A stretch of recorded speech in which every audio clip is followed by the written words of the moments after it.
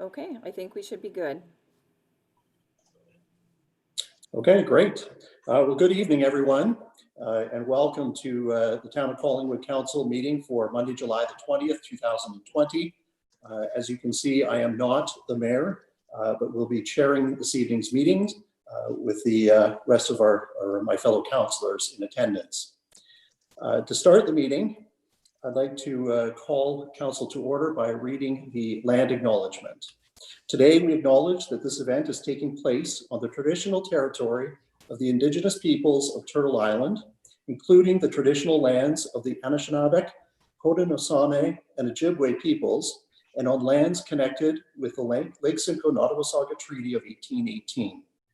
This is the home of a diverse range of Indigenous peoples whom we recognize as contemporary stewards of the land and vital contributors of our society. And with that, we'll look for the adoption of the agenda. And I have this evening's agenda moved by Councillor Mcleod, seconded by Councillor Comey, that the content of the council agenda for July the 20th, 2020 be adopted as presented. And before doing so, I just wanted to mention, and with the clerk's permission, item 9.1, which was a motion that was tabled by Mayor Saunderson. In the mayor's absence, we are going to defer that motion to the next meeting of council so that he can table it and so that he'd have an opportunity to speak to it. So if that is okay, I'd like to move that Councillor Mcleod and Councillor Comey adopt today's agenda with that minor change. Councillor Berman? Thank you, Deputy Mayor. I was actually going to ask throughout the meeting to defer two different motions. That was one of them. Do you want to deal with the other one now, or should I identify it now, or just wait until it comes up? If you want to identify it, then we could deal with it when it comes up. The one Councillor Jeffrey had mentioned, 8.3.1. Okay, so I'll note that and we'll speak to it when it comes at the appropriate time. Great, thank you. Okay. So if there are no other questions, then I will call the question to adopt the agenda. All those in favor? And that is so moved. Thank you. Declarations of pecuniary interest. Are there any this evening? And seeing none, we all know what to do in the event should one arise throughout the course of the meeting. Adoption of the minutes. I have it moved by Councillor Comey and seconded by Councillor Madigan that the minutes of the council meeting held June 22nd, 2020 be approved as presented. Any questions before I call the vote? And seeing none, all those in favor? And that again is carried unanimously. Thank you. Community announcements. Councillor Mcleod, please. I have none today. Okay, thank you. Councillor Madigan? I have none this evening. Councillor Comey? Thank you, Deputy Mayor. You know what? I would like to give a very special thank you directed towards Director Slama and her staff for their very quick work over at Heritage Drive. The speed bumps are down, there's some lines painted, there's some trail work going on, and that had been a real nail biter, but the point is staff reacted so quickly, and from what I'm seeing, it's being very much appreciated. So a big thank you to her staff. Perfect, thank you. Councillor Berman? Thank you. Councillor Doherty? Thank you very much, Deputy Mayor. I attended the EPCOR Community Advisory Committee meeting today, and among other matters of which we discussed was an announcement and reminder from EPCOR that as of July 13th, their customers, this is residential customers, can apply for the Government of Ontario COVID-19 Energy Assistance Program, or CAP for short, to support those customers who are struggling to pay their energy bills as a result of the COVID-19 emergency. This is a one-time on-bill credit to eligible residential electricity and natural gas customers to help you catch up on your energy bills and resume regular payments. Customers can receive a CEP credit once for electricity and once for natural gas. And further to that, in Q4 of this year, Q3, starting in September, a similar program will be available for small business, and there will be more details to follow on that. For more information, you can consult the EPCOR website or call the office. And that's it for me, Deputy Mayor. Thank you. I went out of turn, so I'm still on the same side of the table. Councillor Jeffrey. Thank you. And Councillor Hamlin.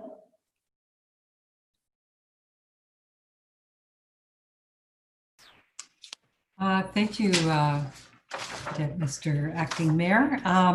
What I wanted to mention is for all those who are at home with a camera and bored silly, this is your, or with a phone, I should say, with a camera on it, this is your time to enter the annual photo contest that's put on by the Blue Mountain Foundation for the Arts. There are categories for adults and students, and this year they have a new category for children, which is ages 8 to 13.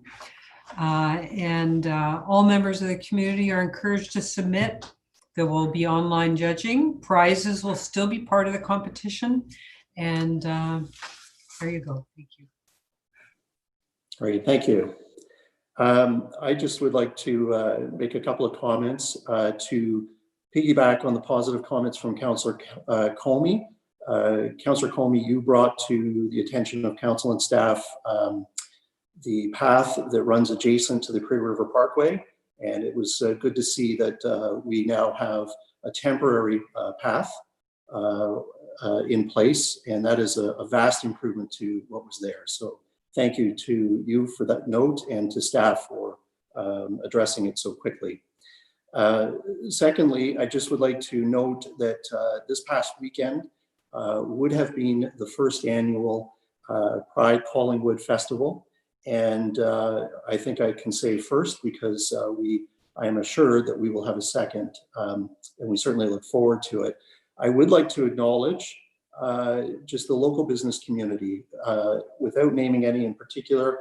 A number went out of this weekend, or out of their way this weekend, to ensure that they were still in full support of the Pride event and wanted to make sure that it was noted and celebrated so that we will be in a position to fully celebrate next year.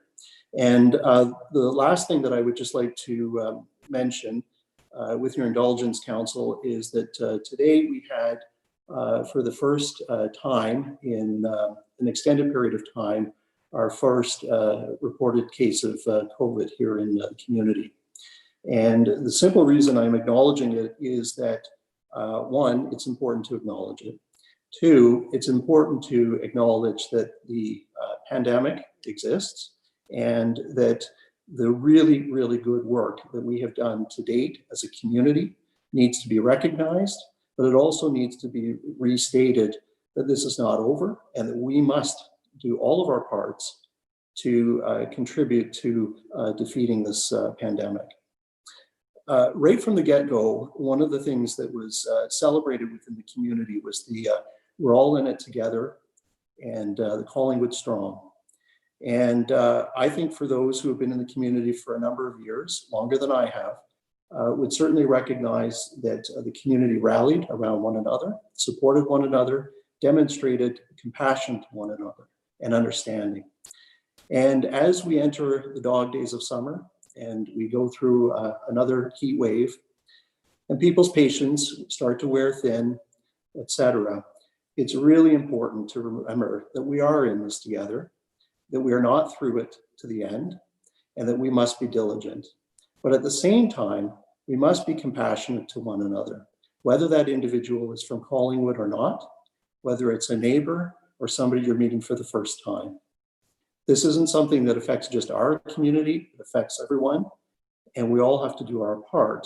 But we can't do our part if we aren't going to be compassionate and understanding of one another, and demonstrate a willingness to defeat this pandemic. So with that said, I'd like to move forward and receive the consent agenda. I don't have a mover and seconder, so I'm looking for a mover and a seconder to receive the consent agenda. Councillor Madigan to move, Councillor Berman to receive, that the general consent agenda having been given due consideration by council be received. And there's one item, 6.1. So I'm just calling the vote for those to receive at this point. Okay. So those in favor? Thank you. Would anyone like to poll and speak item 6.1? Okay. And that item is the proclamation of Fierté, Simcoe. I apologize. I have not said that correctly, probably. Pride 2020, July 27th through to August the 9th, 2020. And there's a link on our site if anybody's interested in getting additional information. Going on to item 7 on the agenda, reports and minutes of other committees and boards. Item point 7.1, I've got moved by Councillor Berman, seconded by Councillor Doherty, that the minutes of the Collingwood Public Library Board meeting held June 25th, 2020 be hereby received and recommendations contained therein be approved. Is there anybody who would like to speak to this issue? Seeing none, I'll call the vote. All those in favor? And again, that's unanimous. The next item, 7.2, Collingwood Police Services Board. And I have this one moved by Councillor Jeffrey and seconded by Councillor Hamlin, that the minutes of the Collingwood Police Services Board meeting held May 11th, 2020 be hereby received and the recommendations contained therein be approved, including the approval of the updated schedule of town bylaws and OPP service with respect to the OPP contract. Is there anybody that would like to speak to this issue first? Councillor Hamlin. Yes, there were 2 items in the report that I wanted to raise. The first one is item 7.1. There was the detachment commander's report for Q1 had been circulated at the Police Services Board meeting. And through you, Deputy Mayor, I was wondering if council could be circulated a copy of that report. I don't know who at staff I would be asking.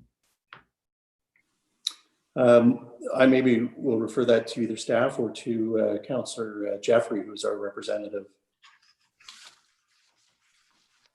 Thank you, Deputy Worship. I am confident that they can be circulated to council. Anything that would not be of public accessibility would have gone in camera, but I'll let the CAO tell me if I'm wrong on that. Through you, Deputy Worship, I agree with Councillor Jeffrey. However, it is the OPP's material, so I can make sure that the request is provided to them. But I think that it will be as Councillor Jeffrey had noted. Okay, thank you. Your second item? Oh, yes. Sorry, I think you had a second item. Yes. My second item was I noticed at 8.1 of that agenda, there's a reference to asking council to review and implement a security alarm registration program to reduce the number of false alarms and OPP dispatch incidents, of which I am very much in favor. I was wondering if we at council now needed to have a specific motion to bring that forward. So through you, Mr. Deputy Mayor, perhaps to the clerk, if I need to move that. Sure, through to the clerk then? Through me to the clerk? Certainly, through you, Deputy Worship. We actually had a conversation, the CAO and myself, and it was felt that this one didn't need to be pulled directly unless the CAO would like to speak otherwise, but that was the thought in preparing the agenda.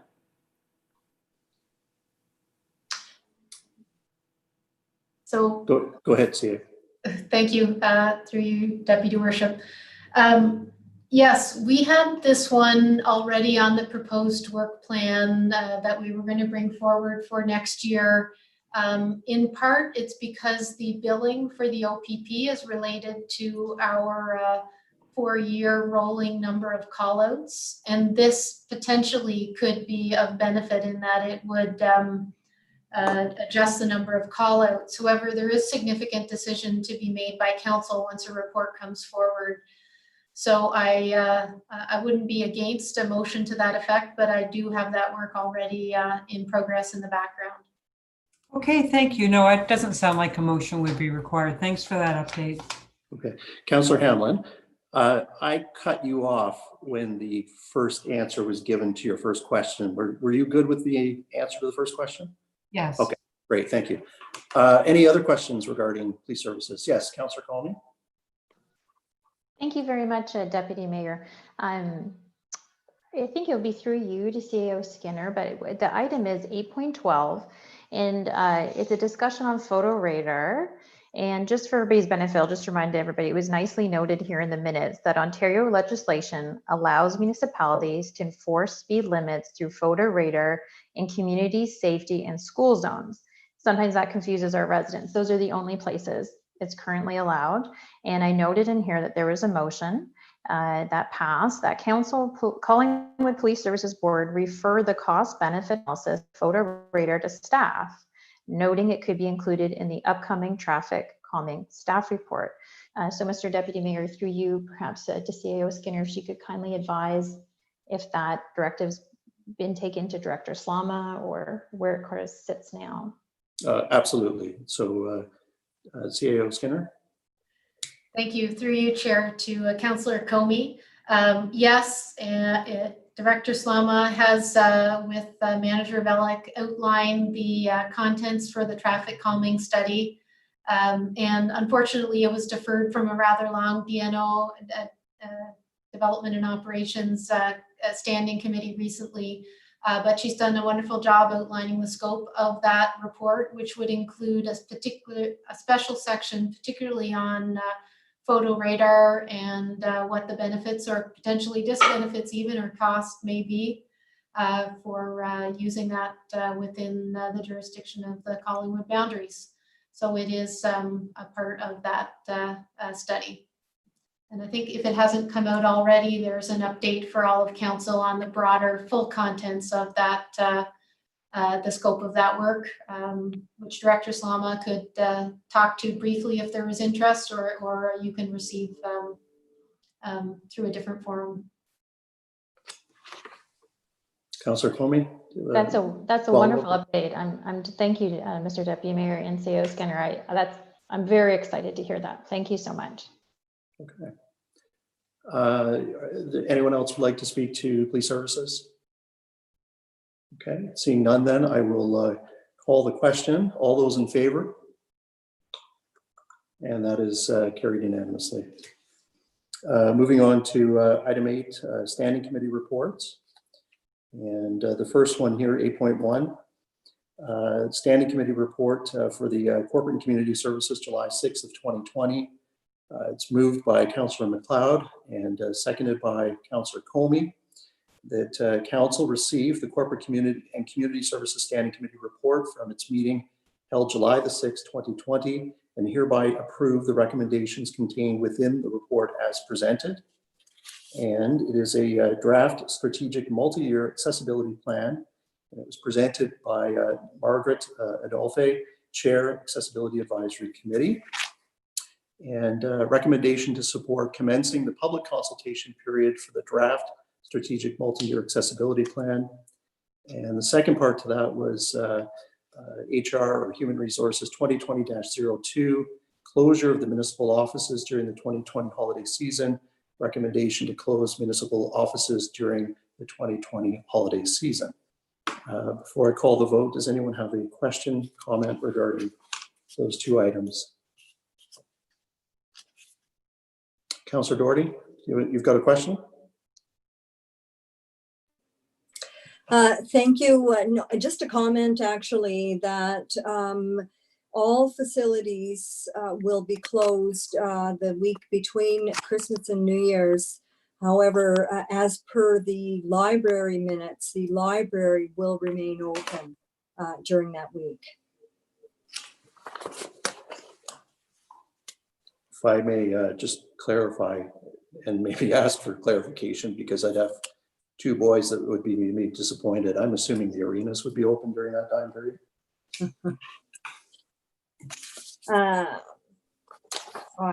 I would think so. Maybe we can get some confirmation on that.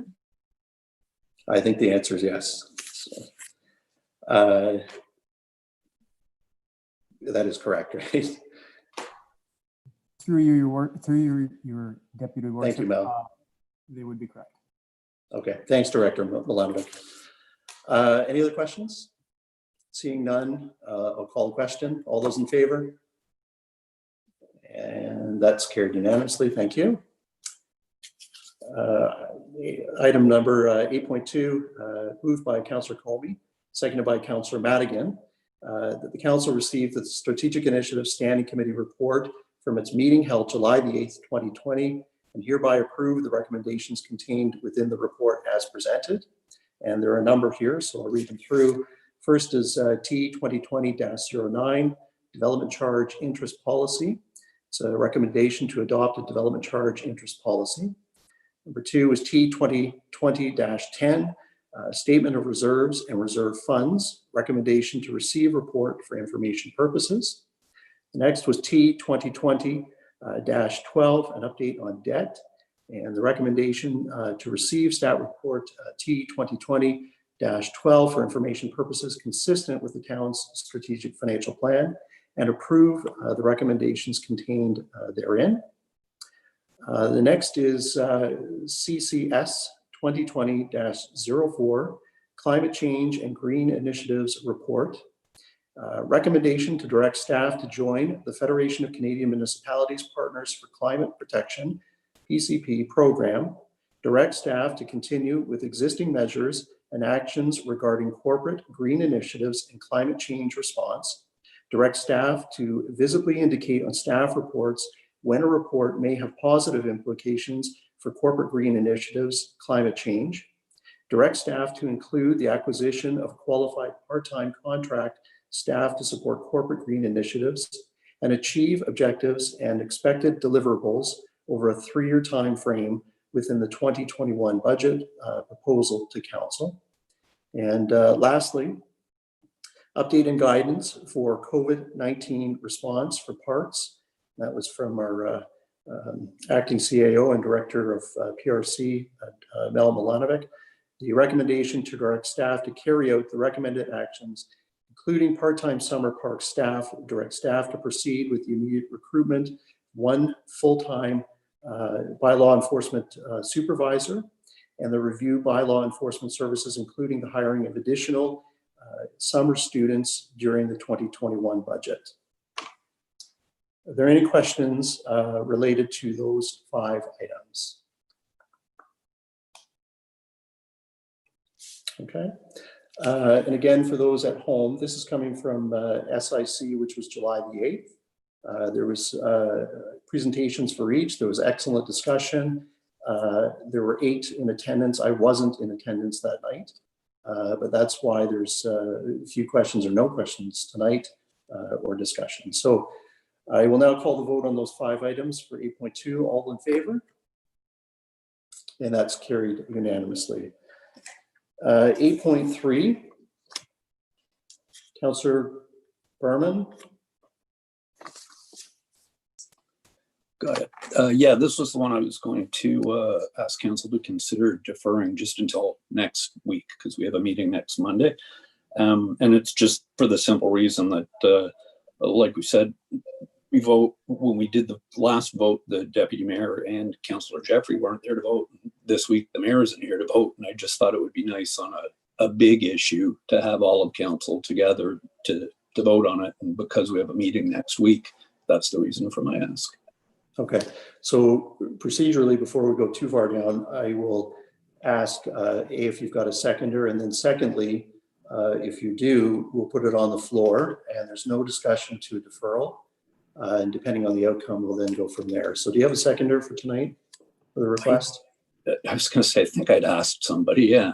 Okay. Either one. Okay. I think Kat. I see Councillor Jeffrey's got her card up. So if that's, you're okay with that, Councillor Jeffrey?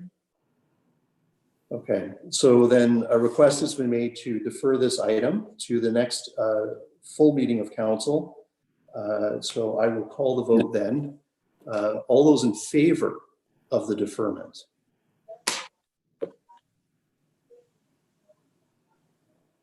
So I see 5 cards. Those opposed? And it is noted 5-3. So the item has been deferred to the next full meeting of council. When I say full, where it's anticipated that there'll be full membership.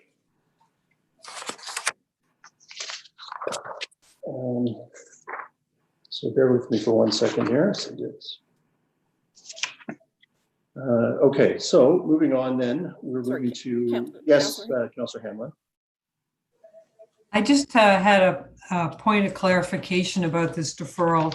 So am I to take it then that if we don't have full council next Monday, this item will be deferred again through you to staff?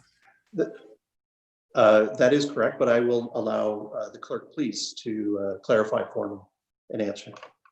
Certainly. Thank you through the Deputy Worship. That is correct. So if it's based on the next regular meeting of council that has full complement, the motion will be considered.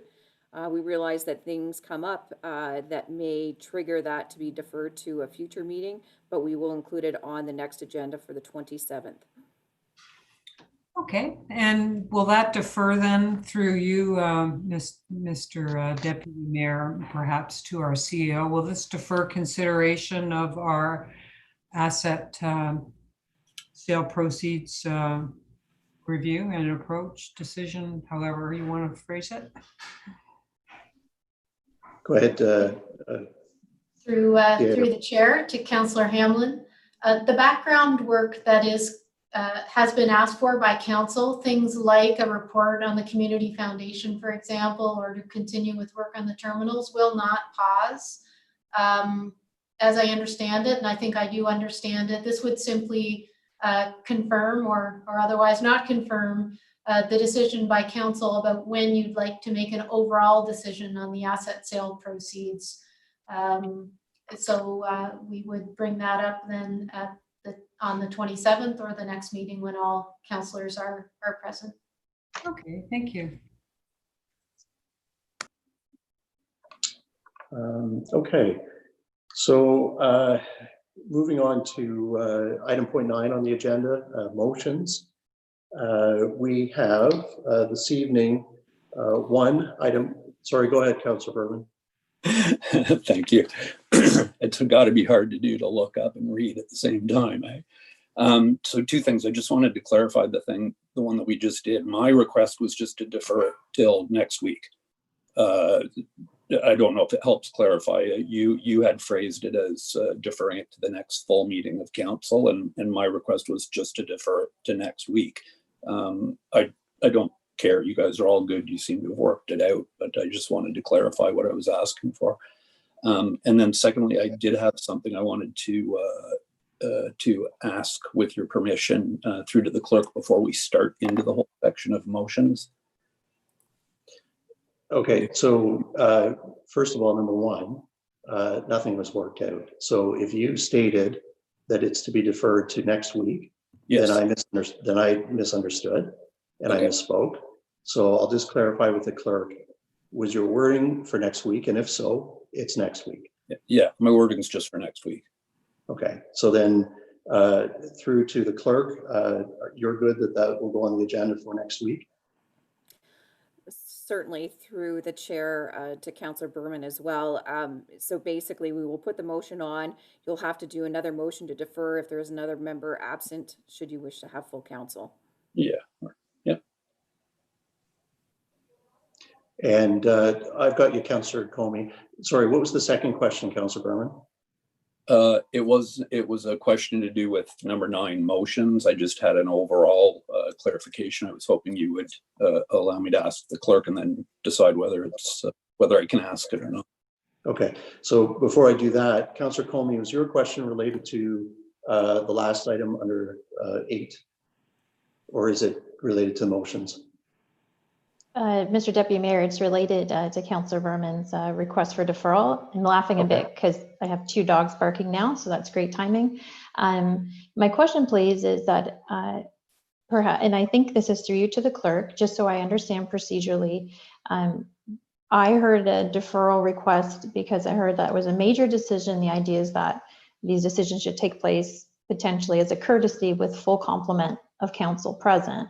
But subsequent to that, I'm hearing that we're just parking an item in the hopes that potentially the head of council is in return. And I'm not sure procedurally how a council does that. We just sort of cherry pick who we want in attendance when we're trying to put a vote through. I'm not sure our public would really appreciate that. So I can appreciate requests for deferral for major decisions as a courtesy to our residents to ensure they have full council attendance best as possible.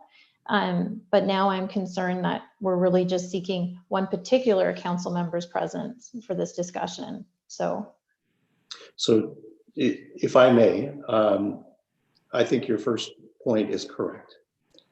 That it's unfortunate that the wording tonight wasn't to defer it to the next meeting of council in which 9 members were in attendance. That would have been the correct way to do it. But that's not what's been done tonight. But I believe the intent or the spirit was that the fact that last week we had 2 members absent, me, and at the time of the vote, Councillor Jeffrey was away from the table. And now tonight we've got the head of the table not in attendance. So in the spirit of just not having 9 members consistent, but to the clerk, and she can correct me if I'm wrong, next week, if we have a meeting of council and only 7 are in attendance, the item will be on the agenda. If it wants to be put, if somebody wants to pull it and have it deferred until the fall, that's their prerogative. But that's my understanding as of tonight. Would that be correct, Clerk Almas? Certainly through the chair to council, that is correct. Okay. Is that okay, Councillor Comey? it answers the question. Thank you, Deputy Mayor. Okay, thanks. So I'm going to go, sorry, Councillor Jeffrey, did you had your card up. Do you have a question or comment? No, answered. Okay. So then moving forward to agenda item number 9, which is our motions. We had 5. We've now deferred item 9.1 to the next to allow Councillor, the Mayor, I should say, to table and speak to his own motion. We still have 9.2, 9.3, 9.4, and 9.5. And what I would like to do is I will simply introduce the mover, and I do have a seconder for each one.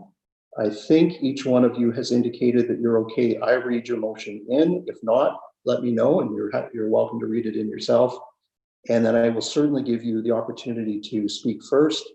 If you wish to speak last, please let me know. And if you speak first, you certainly will have an opportunity to circle back and speak last as well. Yes, Councillor Berman? Yes, I mentioned that I was hoping you would allow me to ask a general question about motions to the clerk. Yep. It isn't specific to any one of these. So through you, Deputy Mayor, to Clerk Almas.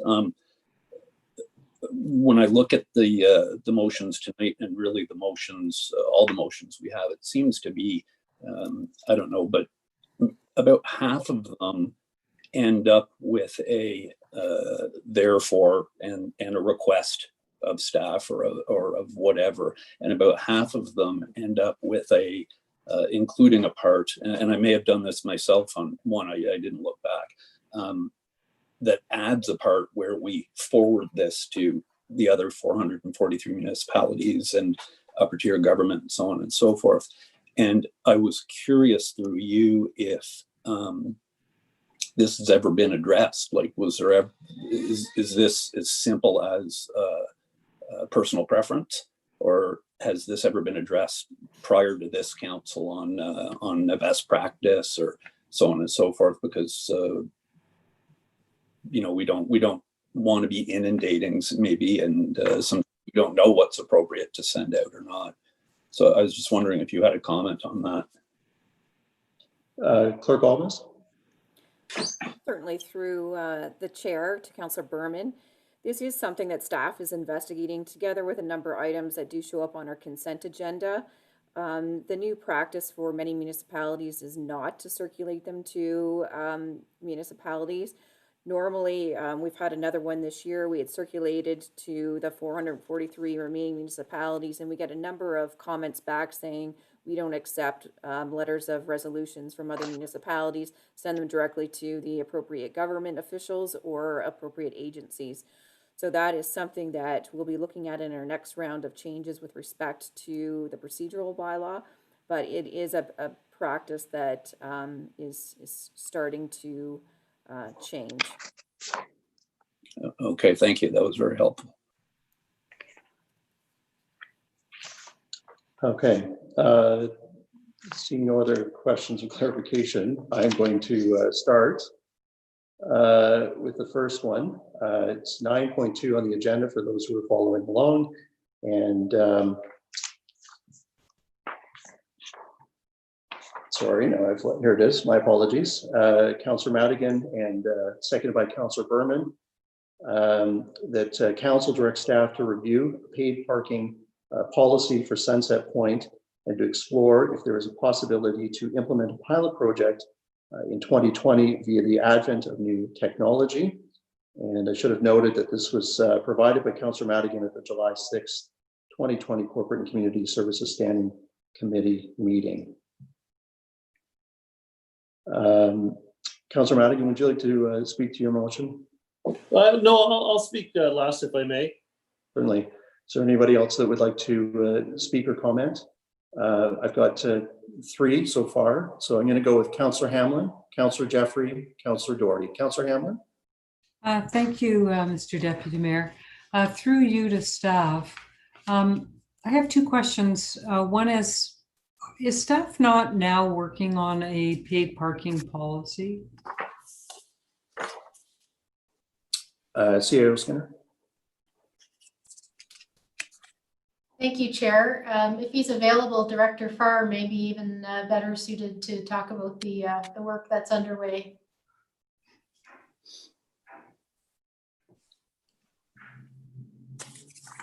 Or maybe I'll. Thanks, CAO Skinner. If I could just ask you to repeat the referral. Yes. I was asking through the Deputy Mayor whether staff is now working on a paid parking policy for Sunset Point. Oh, okay. Well, through the chair, Councillor Hamlin, yes, staff are actually doing that. There is a plan to introduce information on this at the July 27 council meeting with regard to a paid parking pilot that would be implemented at Sunset Point for the September long weekend. Additional details will be brought forward at that time, and it'll be in concert with the update on the parking bylaw. Okay, thank you so much.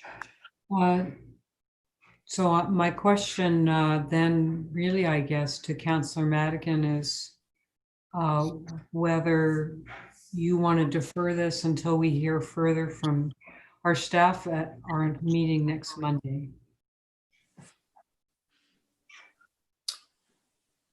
Councillor Madigan? Thank you. I was going to speak last, but I'll speak now. Absolutely not. This is something that we've been working on since 2017 with parking being an issue. I want everybody to know in our community, along with my colleagues, that our staff has been very proactive with regards to parking within Sunset Point Park, and not reactionary like it might seem like we have. In 2017, there was parking on both sides of the road, north and south, and that brought imminent danger to guests in our community and our residents. So this has been something that's been going on for a very, very long time.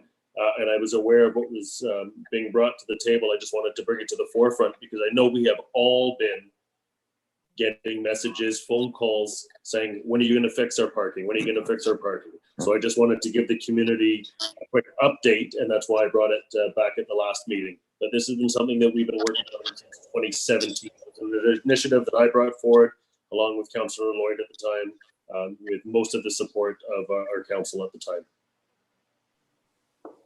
Did you have a follow-up, Councillor Hamlin? No? Okay. Councillor Jeffrey, you still have a question? Yes, thank you, Deputy Worship. Not really a question, was kind of answered through Councillor Hamlin. I definitely support this. The new part for me was the pilot project and the use of the new technology, which I saw working really well in Denmark. So I'm excited if we approve to explore that possibility. Okay, thank you. Councillor Doherty. Thank you very much, Deputy Mayor.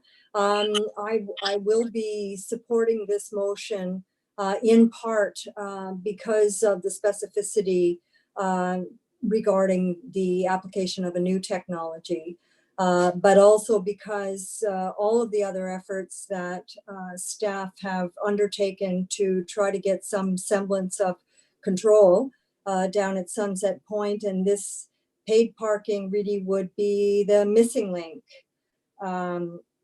in what otherwise is a good plan to try to manage crowds, and by introducing paid parking to cover the cost of the ongoing maintenance of Sunset Point.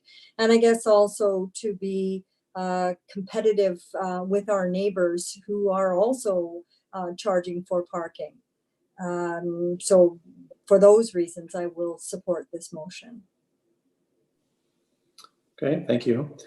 Councillor Berman. Yeah, thank you, Deputy Mayor.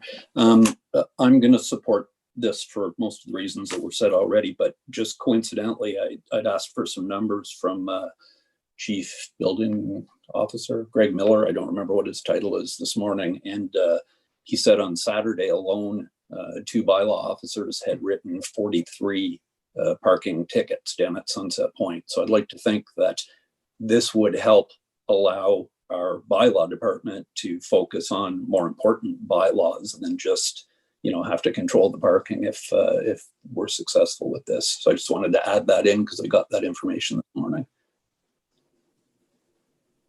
Thank you.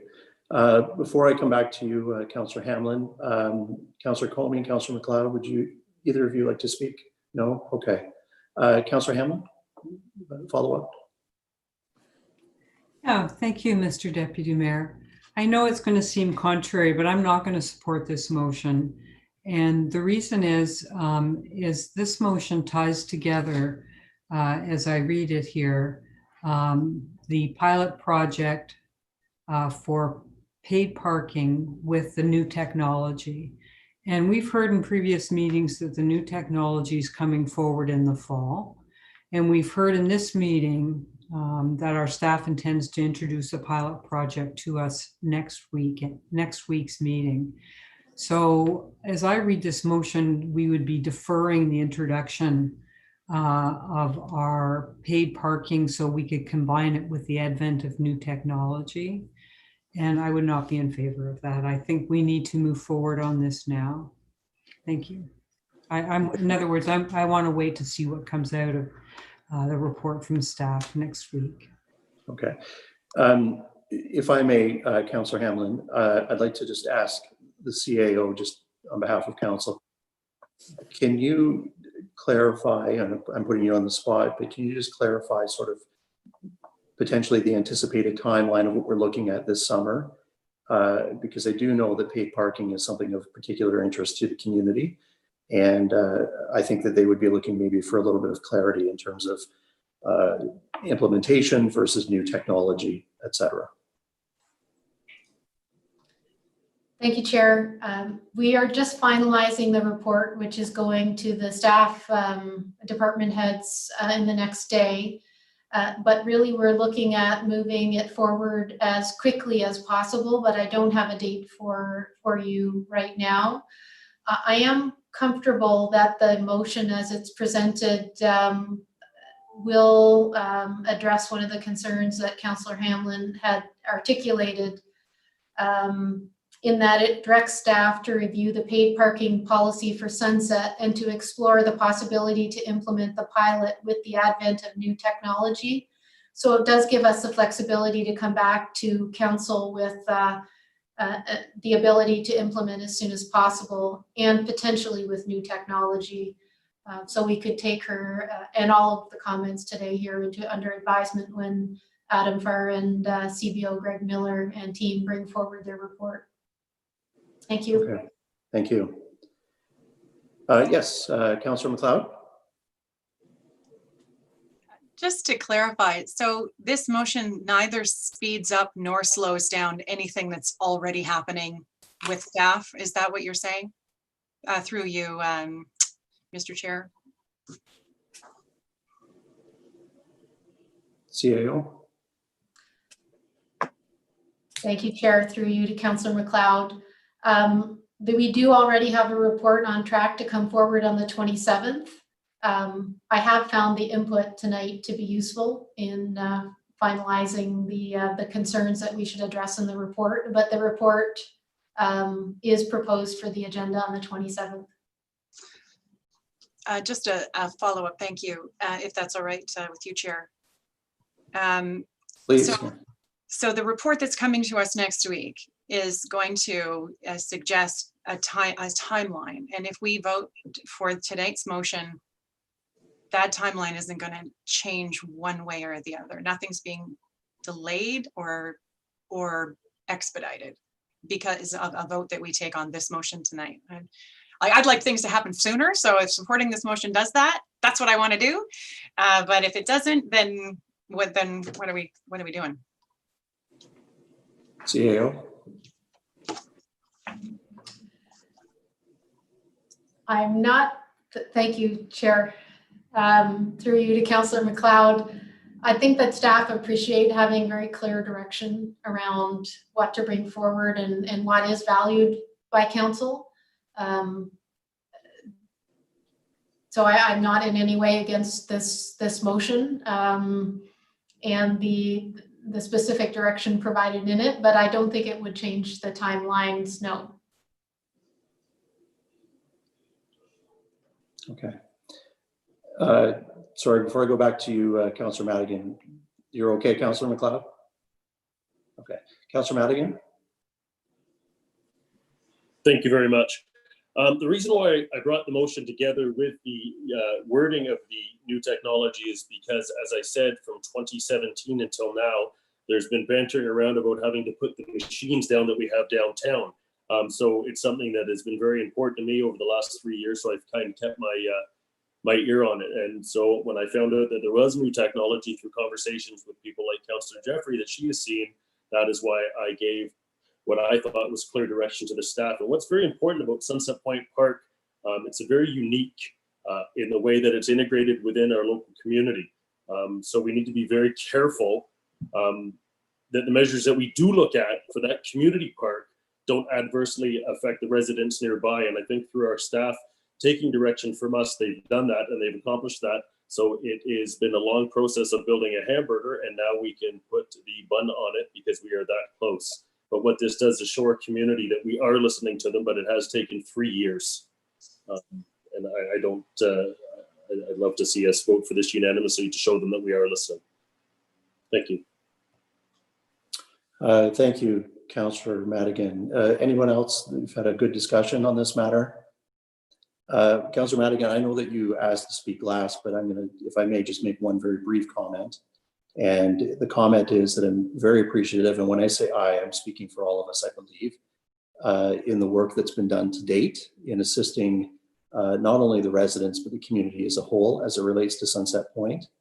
But my only caution, and it's a caution to me, is that I am anticipating that with the advent of paid parking, as we have with the advent of no parking on some of the side streets, we are moving people from one location to another, and we are adversely affecting neighborhoods that are on the south side of the parkway, and we just need to be cognizant of that. So if there's no other comment or question, then I am going to call the vote. So all those in favor of the motion? And that is carried unanimously. Thank you. Good discussion. Second one is item 9.3, restriction of use of fireworks. And this was provided by Councillor Berman at the July 6, 2020 Corporate Community Services Standing Committee meeting. And it's moved by Councillor Berman, seconded by Councillor Madigan. The two of you are still good with this? Whereas the current fireworks bylaw 2012-064 permits consumer fireworks to occur on Victoria Day, Canada Day, and New Year's Eve from dusk to 11 p.m., including the 3 days before and 3 days after these dates. And whereas noise emitted from fireworks can have a negative effect on domestic animals and can cause a traumatic impact to veterans suffering with PTSD and our refugee community, in addition to the potential fire hazard. Now, therefore, be it resolved, the council direct a bylaw amendment to be prepared to limit the use of consumer fireworks for only the specific dates of Victoria Day and Canada Day, removing New Year's Eve, and exemptions to the bylaw continue to be permitted through the approval process by the fire chief or designate. Councillor Berman, would you like to speak first or last for this? I'll speak first. Okay. Go ahead. Okay, thank you. Through you, I think that probably this bylaw made sense going back to the old days, my generation, which most of us are, because the number of people that I've reminisced with over the past couple of weeks about how everybody on the block got their fireworks together and did it in one house, and you started with little ones with the snakes and the sparklers, and then it built up, and then you finished off with the what they called the schoolhouse, the old schoolhouse, and that was the end of the thing. And it was one night and you celebrated it like that. And I think that comes from a time when we maybe, I dare say, respected each other a little bit more. So that 3-day buffer didn't really matter because it was an event. And what's happening now is I don't think I've heard from anybody that's opposed to a fireworks display.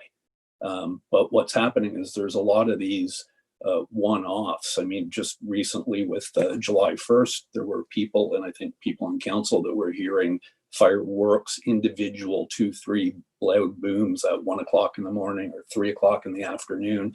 And that has an effect not just on the animals. I mean, I get from the vet tranquilizers for my dog, so I find out through them how common it is, the number of clients they have that are drugging their dogs to get through this. Councillor Jeffrey and I think read the same report on how it affects birds. It's like 20 different ways it affects the migratory patterns and the reproduction of birds, this sort of excess of them. You know, I have a neighbor who talks about how it affects his work schedule when just if he has to get up for work at 4, if just randomly there's a loud boom at 2. So it was really just to take the fact that these are one-day holidays, and the same as Halloween is a one-day holiday. We don't want people banging on our doors 3 days before and 3 days after looking for treats. It was really just to take it down to the fact that these are one-day holidays, so we'll allow for the 1 day, but we'll leave the contingency in that we all have a fireworks display. The deputy mayor and I were talking about the one that the BIA did on Christmas when they lit the tree. So of course we're in favor of stuff like that, and we leave it up to the fire chief or whoever to give permission to legitimate fireworks displays. And I do not know if the chief is here tonight because he did ask me if he could speak to this, but that was a couple of weeks ago. So I do see that, unless I'm mistaken, I do see that Chief Park is in attendance. And if everyone else on council was okay, I would ask maybe that he comment first, and then I would open it up for further questioning. So if Chief Park is there, if you'd like to make a comment, it'd be appreciated. Through you, Deputy Mayor. Yes, this has been an issue going forward since the invention of flying lanterns, and the last time we reviewed our fireworks bylaw in 2015.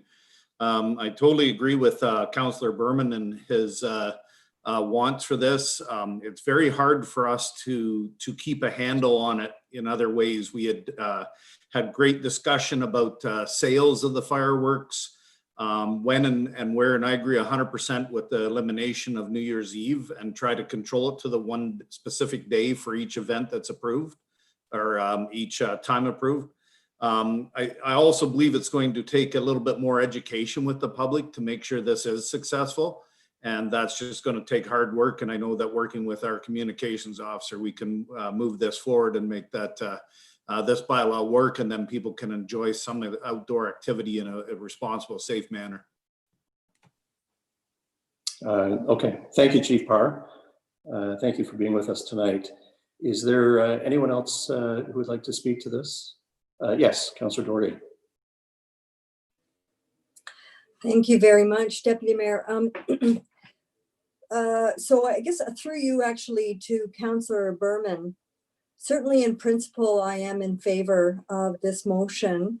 However, I'm inquiring as to why you would propose that New Year's Eve would be removed. It's a good question. I initially just wondered whether I'd ever heard of fireworks being lit off on New Year's Eve, and I couldn't think of any. When I discussed this with the chief, it actually was more his request. So when I said I'm thinking of doing this, he said, good, I'd like New Year's Eve removed. So he may be able to speak better as to why. My rationale was that I simply didn't think anybody lit them off on New Year's Eve that I could remember. Thank you. I wouldn't mind actually hearing from the chief if I could. I know as a volunteer ski patrol at Blue Mountain, New Year's Eve always includes fireworks. It's met with great anticipation among the guests and skiers alike. So some clarity would be appreciated there. Okay, Chief Parr, and then I've got you, Councillor Mcleod. Through you, Deputy Mayor, to Councillor Doherty. We love the fact of there's a difference between commercial and display fireworks.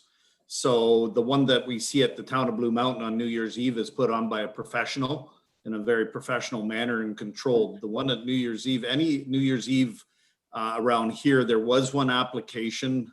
It did not go forward for the display fireworks, which is done by professionals, which we need certification to be able to approve or even apply to be able to do.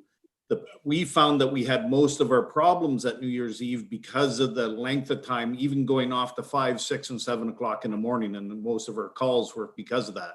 That's why I supported, if somebody would love to come in like the company that does it at after the Santa Claus parade, or July 1st company that we have come in and display the fireworks down by Heritage Drive, that would be fantastic compared to so many people in the community letting them off at so many different times on New Year's Eve. So, and that's the reason why when I looked at our call volume, it seems to be the most at New Year's Eve for the least everybody. Well, there's snow on the ground, there's no danger, but it was causing us a lot of problems. And that's why I thought it was a good idea to restrict it to July 1st and Labor Day, or I'm sorry, the other day that was proposed.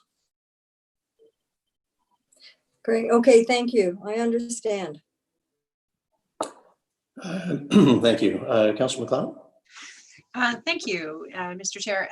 I have a couple of questions as well, and I am also in support of this bylaw in principle. I'm concerned about enforcement. I wonder if someone from bylaw or one of our staff members who is connected with bylaw can tell me how many bylaw infractions our tickets have been issued for people who put off their fireworks after 11 o'clock at night, considering that's the current bylaw.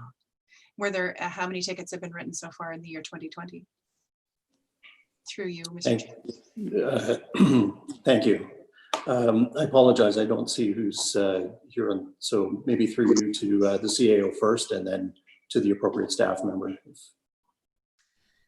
Thank you, Chair. Through you to Councillor Mcleod. I don't think that we have that information at our fingertips. I see that Director Farr, who has the bylaw portfolio, is still on the line. But that, unless he speaks up here, I think that's something that we would have to get back to you on if you did require it. Right. If it was more than zero, would be the information I'm looking for, or zero. I think the fire chief might might be interested in answering through you, Mr. Chair. Sure. To you, Deputy Mayor, yes, Councillor Mcleod. It's very hard to enforce with bylaw or even with us. We have the ability to charge also. But what we find is that by the time we get the call to locate where the fireworks were actually set off is very difficult to be able to pin down who, where did the fireworks come from, and then be able to enforce after that. So again, we sometimes get lucky and we'll go to the resident. They understand what it's causing. We ask them to not do it again. But it's so difficult for us to be able to get out, especially 2 or 3 o'clock in the morning. We receive a call for a complaint. We go out, they've already gone in the house and gone to bed after the fireworks went out. So Right. That's sort of thank you for confirming what I already sort of thought. So my concern is that we're putting in a bylaw that cannot be enforced. And the bylaw that is currently in place is not enforced either. So I'm not entirely sure what to do with that. And I guess I'll leave it at that. Okay, thank you. Is there anyone else that would like to speak prior to going back to Councillor Berman? Okay, Councillor Berman. Thanks. I'm probably not the best one to say what I want to say, so I may ask the CAO to speak to it. But again, when I mentioned getting some statistics this morning about Sunset Point, Sunset Point on Saturday, which was a beautiful, sunny, long day, there were 0 tickets given out for dogs off leashes. I'm going to argue that there were many, many dogs off leashes the times that I was down there. So what I look to the CAO is to say that I think we are in a transition from bylaw being education to bylaw being enforcement, and that this is something that will evolve over time. I mean, we all passed Greg Miller's list, if you remember, that prioritized everything we ranked to the order of importance of the various bylaws. So I think that the town, and cut me off, please, CAO Skinner, the town is working on going in the direction of making it enforcement before education. So that would probably go towards answering your question, because I agree with you. I think it would probably be 0. I wouldn't have thought the dog one would be 0 though. CAO Skinner, did you want to comment on that last part? Not the 0, but the comment before. I think that, thank you, Chair, through you to Councillor Berman. I do think that we need to think hard about bylaws when they come in. And in some cases, and this is the complexity of setting out something in a regulatory fashion as opposed to a guideline or suggestions, for example, is that in some cases, simply having the rule in place is important guidance to the community. And then in other cases, you need to be able to fully enforce it.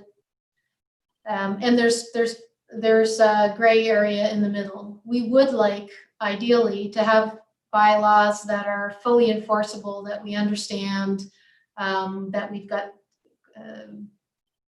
schedulized resources to enforce. However, having come from an enforcement portfolio, a couple of jobs before this one, I know that realistically that is not always the case. I think for this one, and I want to go back a little bit more specifically to fireworks, it really depends on whether council believes this to be an important factor for Collingwood. Is this changing the livability in a way that you think will be positive for the community? And is this something that council sees as a desirable within our community? And if it is, and you'd like us to change the bylaw in this way, then we will work both through communication channels periodically through the year when it's important to do so, and also through our enforcement activities to make sure that people are aware of this and where they've flaunted the rules and we're able to get there in time, that we're able to enforce the consequences. So I would leave it with council first to decide whether this is something that's important for your community, and we can work with that if that's the case. Thank you. Thank you. Councillor Jeffrey? Thank you, Deputy Mayor Hall. So I very much support this, and I do believe that we need to set standards, and our only way of people taking us seriously on it is through a bylaw and the potential for some sort of enforcement. I mean, police have all kinds of charges they can lay, but they can't always catch their person either, but doesn't mean they change the rules because they can't always enforce that one. So I think, you know, we kind of had the same discussion when we brought in the no smoking in the parks and things. It was a difficult one to enforce, but I think over time we have educated and changed behaviors of our residents and become a lot more respectful of the users of those areas. And I think this one makes a lot of sense. So it's important to me that we would consider the bylaw and find a way to enforce it. Thank you. If there's nothing new, I would like to call the question. So I'll just add one more time. Is there any other question or comment? Seeing none, then I will call the question. All those in favor of this motion? And that is carried unanimously. Thank you. 9.4. This is referred to as fast tracking of investing in Canada infrastructure program grant application for Fisher Field. And it was notice provided by Councillor Comey at July 8th, 2020 Strategic Initiative Standing Committee meeting. It's moved by Councillor Comey, seconded by Councillor Hamlin. Whereas the town of Collingwood and all rural municipalities have been deeply affected by the ongoing COVID-19 pandemic and related economic downturn and are in dire need of greater financial assistance from the provincial and federal governments to prevent economic growth following the COVID-19 pandemic. And whereas previous provincial and federal grants have brought much needed growth and investment to communities across Ontario. And whereas the town of Collingwood has submitted an application in November 2019 to the Investing in Canada Infrastructure Program, Recreation and Culture stream for the, for the construction of washrooms and community space facility located at Fisher Field, but have yet to be informed of their application status. Therefore, be it resolved that the Council of the Town of Collingwood support the Town of Renfrew in calling upon the governments of Ontario and Canada to fast track the review of current and previous Investing in Canada Infrastructure Program grant applications and request immediate consideration of the Town of Collingwood's washrooms and community space facility at Fisher Field grant application. And further, that a copy of this resolution be circulated to the Right Honourable Prime Minister of Canada, the Honourable Premier of Ontario, MP Terry Doddle, MPP Jim Wilson, the Minister of Infrastructure, the Association of Municipalities of Ontario, and all municipalities within the province of Ontario. Councillor Hamlin, would you like to speak to your motion? Sorry, Councillor Comey, my apologies. Thank you so much, Deputy Mayor. I'm going to hope this is a pretty straightforward one. It's an interesting one because Councillor Berman earlier this evening touched on the whole idea of municipalities sending out all their correspondence, but what's unique about this one is this was triggered by a correspondence we received from the town of Renfrew. And what was interesting to me was to see that other municipalities and towns and cities were feeling the same frustration with this particular grant application program. So just, if I may, Deputy Mayor, remind Council where we are with this particular project. So of course, a washroom in Modest facility was approved and funded through Council. We unanimously approved the construction of this facility, and Director Culver is doing a wonderful job, put together some ideas.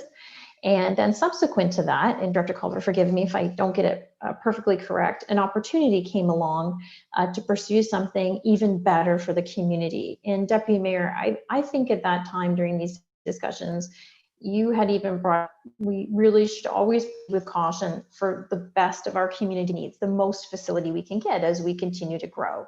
And this grant application provided exactly that opportunity for not just a washroom facility, but some extra community gathering space. And I think a few other bells and whistles that'd be much appreciated. But it's really taken a minute. So it was back in November that we applied, we being Director Culver and his wonderful team applied to this grant. And the tender package is ready to go out based on receiving this grant, but we're just in a holding pattern. We can't do anything until we hear back. So I like to think it's a pretty straightforward request. We'll take a shot at joining the town of Renfrew and asking the province to get moving on these so we know if we can move forward or not. And that's it. Okay. Thank you. Pardon me, did I say yes? Councillor Jeffrey? Thank you very much, Your Deputy Worship. Just one observation. I think previously we had already asked staff to follow up in terms of a request to have this expedited. And I would just, number one, wanted to confirm if that did happen, because I believe Councillor Comey asked for that at a previous meeting. And I think Council supported having a follow-up with respect to that application. Thank you. Through the CAO, maybe to the appropriate staff or to yourself. I can help with this one, Deputy Mayor. So yeah, we periodically follow up with the grant administrator at the provincial level, and most recently, I think I mentioned in I think it was the committee meeting that I was under the impression that they gone to the federal level. I actually, Councillor Comey asked again, so I did. We were told that it was imminent, that a provincial response was coming, but I haven't heard anything else since then, and that's maybe a week and a half ago, I think. Through you, Deputy Mayor, thank you. So I guess for me then, I'd like to propose two small amendments. I'd like to remove the referral to support of the town of Renfrew, simply because I don't know what their application is, and I don't want to be tied to it in someone who's looking at this who may also be looking at that application. And also to removing circulating to all of the provinces within, or all the communities within the province of Ontario, because that's who AMO represents, and I think we will be well represented and have more clout with them in terms of this follow-up. And if there's a seconder for those, that's great, and if not, that's great too.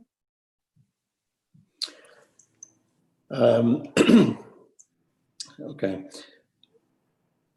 I think I understood those fairly clearly in terms of, so you would like to table specifically those two amendments. Do you have a seconder for those amendments? Councillor Doherty, you're okay with that? Yes, I am. Okay. Okay, so then I'm going to, just before I want to double check so that I don't step offside, Clerk Almas, I'm going to call for the vote on the deferral, and then depending on the outcome, we'll carry the conversation on from there. Is that correct? No, the amendment. Sorry, amendment. Thank you. Oh, phew. Thank you. Yes, that is correct. I'm glad I had asked for the clarity, simply get the language correct. So, okay. So then we have an amendment on the table to remove specifically the wording as it relates to the town of Renfrew, and tying this motion to the municipality of Renfrew. And then the second part of that would be to remove all municipalities within the province of Ontario. I've got that correct, Councillor Mcleod? Thank you. Is there any way this could be a friendly amendment? Could the original mover and seconder be interested in adopting those? Well, I'll look to our mover, Councillor Comey, and then I'll look to Councillor Hamlin would you receive those as friendly amendments? Well, thank you, Deputy Mayor, and thank you, Councillor Mcleod. I suppose it's a quick question to the clerk, because I understand what Councillor Jeffrey is saying, but what I had seen in the past is when we receive these letters in the consent agenda from one town, municipality, and they are trying to sort of create a united voice in saying we're all coming together to say many of us have submitted these applications. We as a collective, as a series of applicants, feel frustration at the amount of time it's taking. My concern is that just seemed to be the standard language, because it wasn't a unique idea upon ourselves. We received a letter from the town of Renfrew. They were expressing the same concern that this was taking a long time, and we're simply, I thought, acknowledging that they more or less started this movement or concern. So I sort of thought that was standard process when we respond to these sort of letters, but that's why it was in there, not because it's the exact same grant application, just because it seemed to be stronger wording if we note we're not alone in our concern. Can Clerk Almas kindly clarify if that tends to be the standard language when we receive letters from other communities that are trying to address a general concern? Yes, I have a different thought, but definitely our clerk is the expert, and I'll defer to her. So through the chair to Councillor Comey, this, so your motion originated from a consent item. So hence why we were referencing Renfrew in that, because I think that was the basis of the conversation. Otherwise, it would have came forward as a notice of motion. And then with respect to the question on solidarity with other municipalities and that circulation, again, as I mentioned earlier, that is something that's changing. And normally it's being requested to submit it to your association like AMO or FCM versus municipalities getting inundated with numerous copies of correspondence relating to the same thing.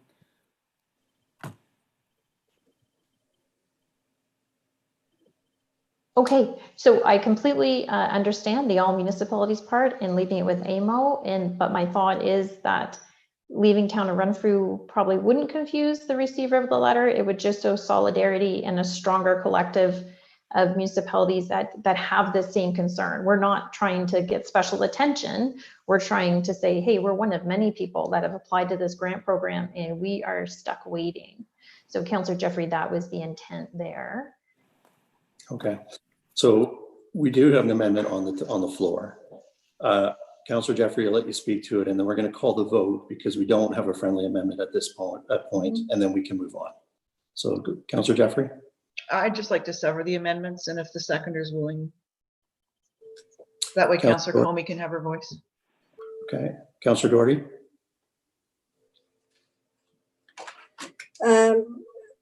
Thank you very much. I really did see this as being a friendly amendment. So sorry, Councillor Doherty, yeah. I'm just going to jump in. So the question now is that the request is that we're going to sever into two. Okay. And I'm just asking, as the seconder of the amendment, are you okay with the question being severed? Yes, okay. Okay. And the original mover and seconder are okay with it being severed at this point? Yes, I am, Deputy Mayor. Okay, so specific, I'm going to, because I see where this is headed, I'm going to work backwards if I may. And that is, and I'm pulling, I don't have the exact language, but I am going to speak to the first one, which is that we are withdrawing sending communication to all provincial municipalities. So those who are in favor of removing that from this motion, please say so. Those in favor? That's fine. That's fine. Okay, so that's unanimous. So we've removed that from the original motion. The second, as it relates to the town of Renfrew. So the question is whether we leave it in as is per the original motion or whether as per the amendment we remove it. So I'm going to call the question. The question is, are we removing it from the original motion? So those in favor of removing it, yes or no? Sorry, yes, and those who are in favor of removing it. Okay, and I see 4. Those who are opposed to removing it?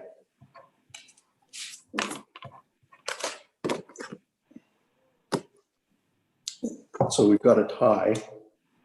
So that is defeated. So the portion as it relates to the town of Renfrew will remain within the motion as previously written. So before I call the question, then I'm just going to refer to the clerk. Clerk Almas, what I've done, you understand, and we're good with that direction? That's correct. Okay. So with your indulgence, I'm not going to read the entire motion, but I will just revise it in the sense that it is amended with the mover of Councillor Comey, seconded by Councillor Hamlin. The portion that has been removed is that we are no longer communicating with all municipalities in the province of Ontario. Is there any further discussion on what has been amended? Councillor Berman? Thank you, Deputy Mayor. And this is for you because I know that you don't like it when people vote no without an explanation. So had that passed, I would have voted in favor of it. I'm going to vote against this for the simple reason that I was elected to represent the town of Collingwood, and I'm not comfortable weighing in on other municipalities. So I do support everything, but that had that been changed, I could have voted yes for the motion. That's all. Fair enough. Are there any other comments or questions before I call the vote? Okay, seeing none, then I am going to call the question as amended. All those in favor? And all those opposed? And that motion is carried by a vote of 5-3. Thank you. 9.5. And this is support for universal basic income, and it's a notice of motion provided Councillor Hamlin at the July 8th, 2020 Strategic Initiatives Standing Committee meeting. It's moved by Councillor Mcleod, and it was seconded by Councillor Doherty. Councillor Doherty, you're comfortable seconding this motion? Yes, I am. Okay. Whereas the Council of the Corporation of the Town of Collingwood has received correspondence from Anita DeBow, Chair, Board of Health, Simcoe Muskoka District Health Unit, dated May 20th, 2020, regarding basic income for income security during COVID-19 pandemic and beyond. And whereas to help reduce the financial strain on its businesses and citizens during the COVID-19 pandemic, the Town of Collingwood has approved the disbursement of funds to local food banks and redirection of municipal funds to providing temporary tax relief to residents in crisis. And whereas current research into universal basic income has shown potential to improve physical and mental health, labor market participation, food security, housing, stability, financial status, social relationships, and generally raise the standard of living for vulnerable members of society, now therefore be it resolved that Collingwood Town Council supports Simcoe Muskoka Health District Unit's call to the federal government for the evolution of Canada Emergency Response Benefit, otherwise known as CERB, into a universal basic income for all Canadians. And further, that this resolution be forwarded to the Honourable Prime Minister, the Honourable Premier, the Associations of Municipalities of Ontario, the Federation of Canadian Municipalities, local MPPs and MPs, the County of Simcoe, and municipalities across the province of Ontario. And just before I turn it over to you, Councillor Mcleod, just for everyone's reference and the public's reference, the chair for the Board of Health of Simcoe, Muskoka District Health Unit, Anita DeBow. She also is a councillor at the County of Simcoe and is the deputy mayor for the town of Penetanguishene. So, Councillor Mcleod, would you like to speak to your motion? I sure would. Thank you. So, of course, as you've heard, the motion is to support the Simcoe Muskoka District Health Unit in its request to the federal government. The health unit, of course, we all know, is not a political body. Its decisions and requests are based on research into social determinants of health. They're the same people who are now suggesting that we all wear masks. And as a council, we have decided to support our local hospital by living with what the Simcoe Muskoka District Health Unit has to say regarding that sort of stuff. This motion also supports the Federation of Canadian Municipalities, which in its report entitled Ending Poverty Starts Locally, which was published in July of 2017, has as its recommendation number 7, reference to a universal basic income, and I quote, FCM specifically recommends investigating and developing options for how a basic income guarantee could be delivered in Canada. That was 3 years ago, so clearly a very prescient organization. And it appears in many situations or many discussions and news articles that we've all, I'm sure, been seeing go past as we continue to cope with COVID. The CERB is basically acting as a universal basic income, except not for absolutely everybody. For example, the GIS does for seniors, and the OAS also does for seniors, provides a floor upon which people can stand, and if they have a lower income in their senior years. This sort of idea is also supported by 50 senators at Parliament Hill, including former Toronto Mayor Art Eggleton and former Conservative Senator Hugh Siegel. They've all together signed a letter calling for the CERB to transition into a basic or guaranteed income, sometimes referred to actually as a minimum income, which could replace the existing patchwork of social programs and reduce red tape and bureaucracy. And that's, I think, one of the big misconceptions about a UBI is that it's in addition. It is not conceived of as being in addition to the social programs that we already have to support our citizens across Canada. It is replacing a lot of social programs that are already in place. And by doing so, actually being more efficient with our tax dollars. We don't know for sure that it does all that because the pilot projects that have been put in place over the last few decades have always been killed off before we find out what the answers are. However, I think that enough evidence has come in the last 4 months to show that it is a positive social determinant of health to provide a floor upon which people to stand. We don't know exactly what the number is going to be. This has got lots of work to do before anything is decided. But a poll from Angus Reid that came out last week showed that 59% of Canadians support the concept of a universal basic income of up to about $30,000, depending on how it would be administered. So that is my pitch to support our health unit in this discussion. Thank you. And I will be asking for a recorded vote. Thank you. Is there anyone who would like to ask a question, speak to this before the recorded vote is called for? Yes, Councillor Jeffrey. And then I've got you, Councillor Hamlin, and then Councillor Doherty.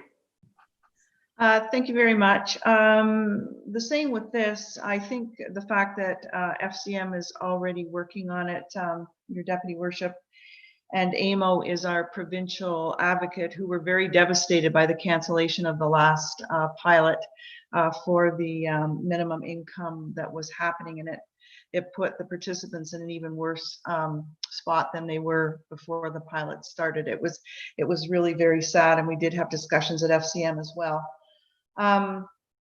But I would still remove the circulation to the municipalities across the province of Ontario, because I do think the organizations with clout to do something with this are AMO and FCM. And then the other thing I might have asked the mover to include was perhaps a request of FCM to pursue that. Sometimes after 3 years, if they don't see it and it's not a reminder, I mean, they're still working on it, I can assure you, but sometimes to ask FCM specifically to pursue it can make a stronger argument for us at FCM rather than just circulating our note to everybody else. Okay, thank you. I think I had Councillor Hamlin, and then I had Councillor Doherty. Councillor Hamlin? Thank you, Mr. Deputy Mayor. I'm going to support this motion. The advent of a universal basic income is one that Canadians have talked about for a long time. For sure, the devil is in the details on this one. And truly, no one can say whether they'd support it unless they know how it would really look. I think the fact our pilot project in Ontario was canceled was unfortunate, as some of our councillors have said tonight. But I do think we have such a a patchwork quilt of social assistance programs in our country, that someone really needs to sit down, take them all, and say, what have we got here? What kind of income do we think is what we need? And see if we can get something that makes sense. So I support this call by our own health unit and as put forward by Councillor Mcleod. Thank you. Thank you. Councillor Doherty? Thank you very much. The truth is, if you put this resolution in front of me 10 years ago, I would not have supported it. I would have been of the view, as I think most politicians and members of the private sector believed, that it was too expensive, that it would have actually reduced labor market participation, and ultimately was nothing more than a hand out as opposed to a hand up. However, in 10 years, as I think about our economy, as I think about the disappearance of manufacturing jobs, as I see the automation of service jobs, such that our workers that we have recently discovered to be our essential workers are also our lowest paid and have the least job security. They many times are working part-time. They have no benefits. So this is a solution to address a long-term economic change in our society, and ensure that we give everyone an opportunity to move forward, move ahead. As far as cost is concerned, there's multiple demonstration studies in Europe and in the US that indicate that there is no additional cost. And in fact, there are in many cases savings because of not having to administrate other programs that serve other cohorts, like the seniors or unemployment benefits, as an example.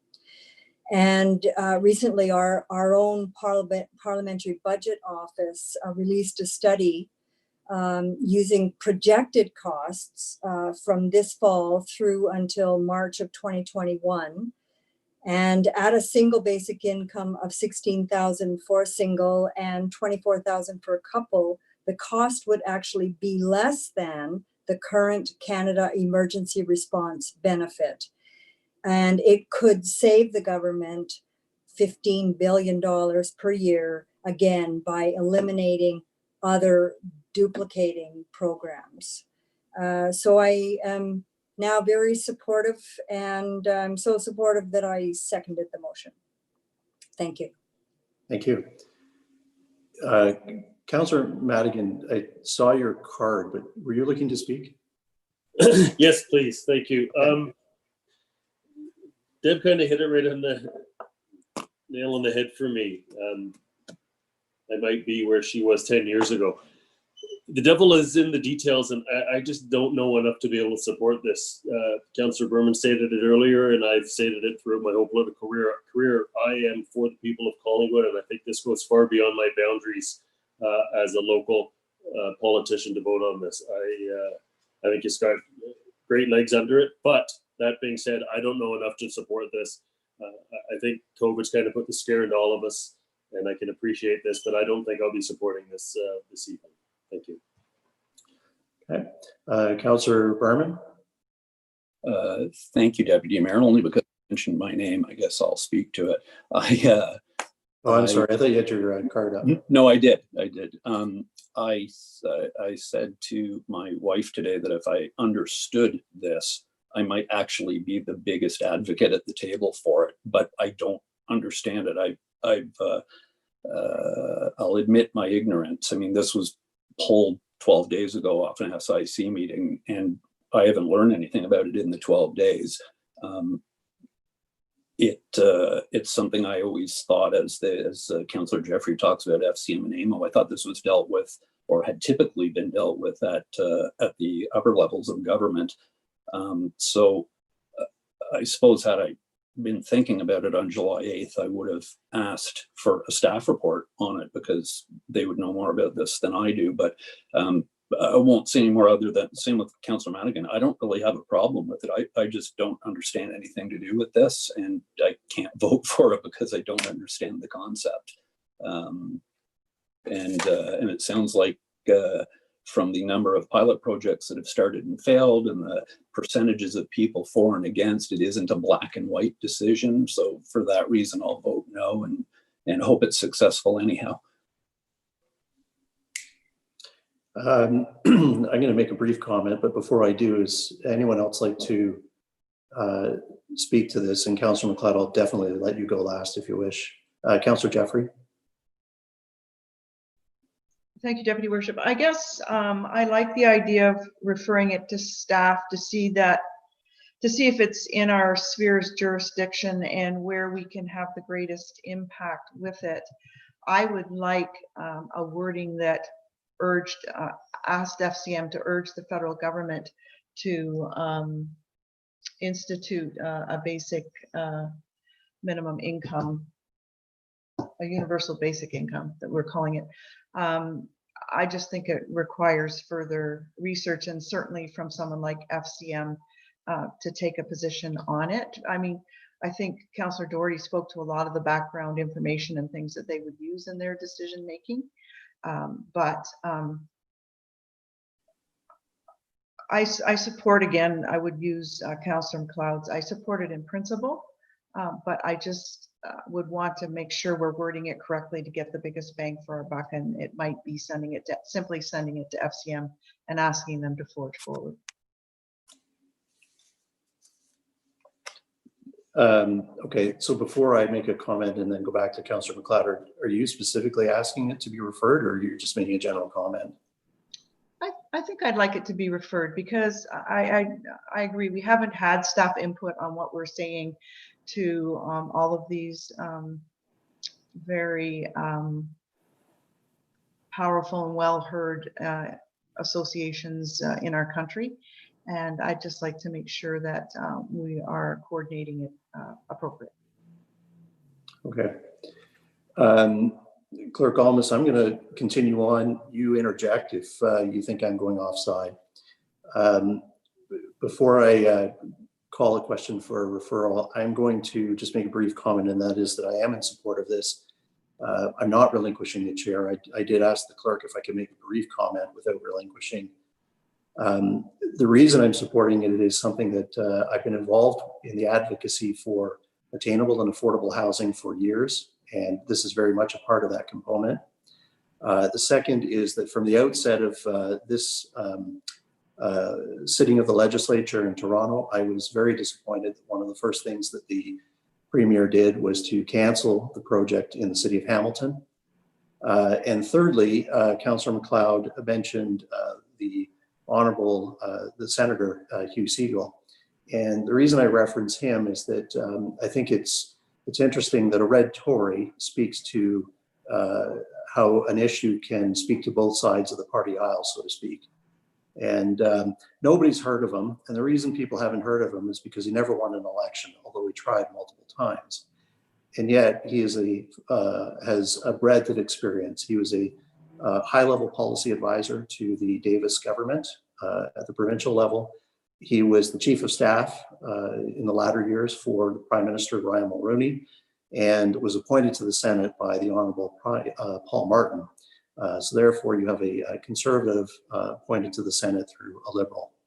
And he was one of the early advocates going back maybe 20 plus years for this particular program, and has spoken to it over those years quite eloquently and passionately. And so I'm glad that Councillor Mcleod brought his name up specifically, and we'll leave it at that. Councillor Mcleod, did you want to add anything further? We can't hear you. No, I think I've said my piece, other than I've been listening to Hugh Siegel for the 20 years that he's been advocating for it, and I think it's a fantastic idea. It's simple and not easy, but a simple idea that could ameliorate a whole lot of societal problems. And in speaking to the referral suggestion, I think that I'd like this council to keep in mind that we are not advocating for a universal basic income. We're not paying for it. We are supporting the health unit is what this motion is about, supporting the health unit's call to advocate to the federal government if that perhaps might alleviate anyone's concerns. Thank you. Okay. Councillor Jeffrey, go ahead. Sorry, I just have to ask the question then, through you, Deputy Worship. The comment is that the health unit is not a political beast and would not have access to FCM to represent over 2,000 municipalities across Canada and have the ears of the federal government. So by referring it to staff, if we can offer them a support by urging FCM to pursue it, and we can do the circulation to the other organizations as council deems fit. I was just trying to find them the best bang for our buck. Just to clarify that. Okay, I'm going to come back to your question and assume that you've got a seconder to refer this to staff, but my understanding, and then I'm going to ask for staff to comment first, would be that we're simply endorsing something from the Simcoe Muskoka District Health Unit. And then the second part is that it is still going to be forwarded to the various organizations, FCM being one of them. So the issue is going to be covered off in its entirety. And I apologize if I'm missing that. But I am going to ask staff, just given sort of the number of things that are being addressed over the summer, if there's something specific that could be commented or added to, and then I'll ask for the question with regards to it being referred. Thank you, Chair. Maybe I could address the items you just brought up. I believe that our staff are excellent researchers. I think that putting our heads down on any item that could be of benefit to the community, we will search until we find things that make sense. However, in this case, I think that it would be a good amount of research to come out with a balanced perspective on the research that's been done on universal basic income. And it may not be the best use of your limited staff resources, given the types of documents such as the FCM document that does exist on this topic. So while we would take your direction in doing that research, I think that we might be, given the constraints right now, better spending that time on other topics. However, if you would like to refer it to staff for a fine-tuning of the wording or some wording suggestions related to FCM, for example, or other topics, we would be happy to do that if it's something bigger than can be addressed through an amendment or a friendly amendment or a severing tonight. Thank you. Thank you. Okay. We have, I see the cards. We've had good discussion on this. Councillor Jeffrey, you've asked to have this referred, so I'm going to put it on the floor. Do you have a seconder to have this referred to staff? I don't know if there's a second. Yes, there is. Councillor Berman, are you putting your card up to second this? Okay. And so, may I clarify, Deputy Mayor? Please. It was the latter description that the CEO provided was to tweak the wording and make sure we're going to get the best bang for our buck. Okay. May I ask one final question of the CAO? And that is, in the interest of time and the interest of clarity, is if we are specifically looking at just tweaking the wording to get the best bang for the buck, is this something that could come back to council a week tonight? Or are we looking at something that would come back sometime in the fall? Thank you, Chair. I think if it's, I would just want to talk to the clerk or ask her to comment on procedure. I think we'd need to discuss it with Councillor Mcleod as the person who had provided the notice of motion. We could certainly adjust the wording in that time frame. We'd be posting the material on Wednesday of this week. But Clerk Almas, if the procedures would work for that. Okay, Clerk Almas. Certainly through the chair to council members, I would suggest that's something that's doable. We could probably take a look at it if it's with respect to wording. Just throwing out another option. Another option is to pass it subject to staff's further input on ensuring that it gets to the appropriate organizations for appropriate consideration, if that's something of interest.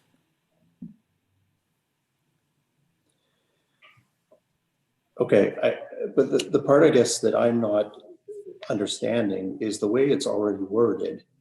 The parties in which we want this to go to are already identified within the motion. Certainly. Councillor Jeffrey. And sorry, and then I'll come back to you, Clerk Almas. Thank you, Deputy Mayor. I guess my point has been is that we didn't ask anybody to do something specific. All we said was we support the position. I would like to say to FCM, we're asking you to urge the federal government to develop this. Then they have to consider it in their committees. And it might be asking AMO in whatever, I'm more familiar with FCM, but asking them to specifically take an action. This doesn't ask anybody to take an action. It simply puts out that we strongly support the health unit's position. And that doesn't really get you anywhere most times. Okay, so in the interest of moving this forward, and I'm directing this question at you, Councillor Mcleod, but based on what Councillor Jeffries just said, could that not be just a friendly amendment by you, Councillor Jeffrey, specifically to the language you just used, so that we can move this along tonight to FCM? Which in fairness, Mr. Chair, I worded in my original 2 amendments that I requested. Fair enough. I'm just posing the question. My 2 amendments were to add a paragraph or a resolve that would ask FCM to urge the federal government to consider the universal basic income and remove circulation to all municipalities in Ontario. Okay, so with respect, you did mention you tabled those, but they were not tabled as actually amendments at the time. Would you like to still move forward in tabling? So I'm taking referral off the table. Would you like to table those 2 motions? Yes, please. Or amendments. Yep. Okay. Yes, thank you. I'm now looking at you, Councillor Mcleod, as the mover, and I'm looking at you, Councillor Doherty. Would you receive those as friendly amendments? Yes. Councillor Doherty? Yes, I would. Okay, I'm now going to turn to do it now. I'm not happy to refer it forever and ever back to staff. No. Sometimes we make our own decisions. Yeah. I'm just going to turn to Clerk Almas, and I'm just asking specific to the first part. We're clear on the wording as it relates to FCM? Yes. Okay. So the question then, the motion as amended, tabled by Councillor Mcleod, seconded by Councillor Doherty, with a friendly amendment specific to the language of FCM, which the clerk has captured. I am now, if no one has any further question or comment, I am going to call the vote, and I'm going to turn it over to the clerk because if I recall correctly, Councillor Mcleod requested a recorded vote. Is that correct, Councillor Mcleod? Okay. Clerk Almas, please. Certainly. So for clarification, does this also include the removal of circulation to all Ontario municipalities? Go ahead, Councillor Mcleod. I'm happy to have that removed. I also thought it was boilerplate, and I thought that was a thing one did. So as we evolve, we shall evolve. Okay, a recorded vote has been requested. All those in favor of the motion, please wave your cards. Thank you. And all those opposed, please raise your cards. Motion is carried. Okay, thank you very much, and thank you for indulging me as I navigated back and forth. We are finished with motions for this evening, and we are now moving into item number 10 on the agenda, which is notice of motion. I don't have anything in front of me. Are there any notices of no motion that I'm not aware of? And looking at my screen, I don't see any. So then I'm going to move into county report. I'm just going to highlight a couple of things. One, at our last county meeting, there was discussion as it relates to directing staff or requesting staff to start and take a look at the 2021 budget. And for the last 2 years, we've worked with a 2% increase. This year, from the very outset, we've asked that staff start to work at with a 0% increase for 2021. So that is not to say that that is what the budget will be. I'm just saying that that is the direction that's been given to start the framework that will be presented later in the fall to the full of County Council. The second I wanted to pass along was that there was a great discussion within the House last week via Zoom as it relates to the mandate that came out from the health unit, the Simcoe Muskoka District Health Unit, as it relates to the mandatory wearing of masks. As you know, we, as a council here in the town of Collingwood, we unanimously supported the direction to endorse the advocacy that was being done by the Collingwood General Marine Hospital to encourage people to wear a mask, to social distance, to wash hands, sanitizer, etc. The discussion at the county was to send correspondence to the health unit to also encourage or support the direction that came through via Dr. Gardner. But there was discussion as it relates to taking it a step further with the implementation of bylaw. And that was turned down within the House after lengthy and fulsome discussion. And what we were left with was a letter going to the health unit in support of the direction of Dr. Gardner, but taking it no further at this point. And lastly, I just would like to encourage and remind people that it's been something that we've been talking about for a number of months now, but with some of the challenges as it relates to our waste collection as a result of heat, COVID, all of the above, we have a fantastic app that is available through Simcoe Collects, and I encourage you to use it. It is an app that does a number of things. One is that it notifies you immediately if there's a delay in service, if there's a change in service. Two is that it provides very detailed information at your fingertips through your smartphone as to where and when you can take certain items to waste facilities, etc. And the reason I encourage people to use it is that, as we know, our waste collection has been somewhat fluid, and the county is working very hard to change not only the service provider. In fact, we've actually agreed to a new contract, and we'll be talking about that in further detail probably in the fall when we've got more detail to discuss. But in the interim, as we deal with some of the challenges with our current provider, the best source to ensure that you are notified as to when and where these changes are taking place, you download the app. The last thing on that point, I recognize that not everybody uses a smartphone, nor has the app available. And this is where I would encourage our neighbors, our neighborhoods to work together, that if you're aware of a service change and you know that you have a neighbor or neighbors that maybe don't have access to the app for whatever reason, that you would, one, maybe notify them, and secondly, Failing that, maybe if you know that garbage is going to be delayed, et cetera, that you take their items back up to their home. The reason I mention this lastly, and I would finally encourage, is that if you do not have blue bins and the green bins are provided through the county, and if you need one in repair, you can always go out to the 10th line, you can pick up another one. There is a minor cost for, I believe, the green bin. If you don't have a bin for your garbage, I would highly encourage you to get one. It is beyond frustrating, I think, for our community, for the neighbors, et cetera, to see our friends, the Siegels, et cetera, picking off garbage, et cetera. And this is nowhere more noticeable than our beautiful downtown.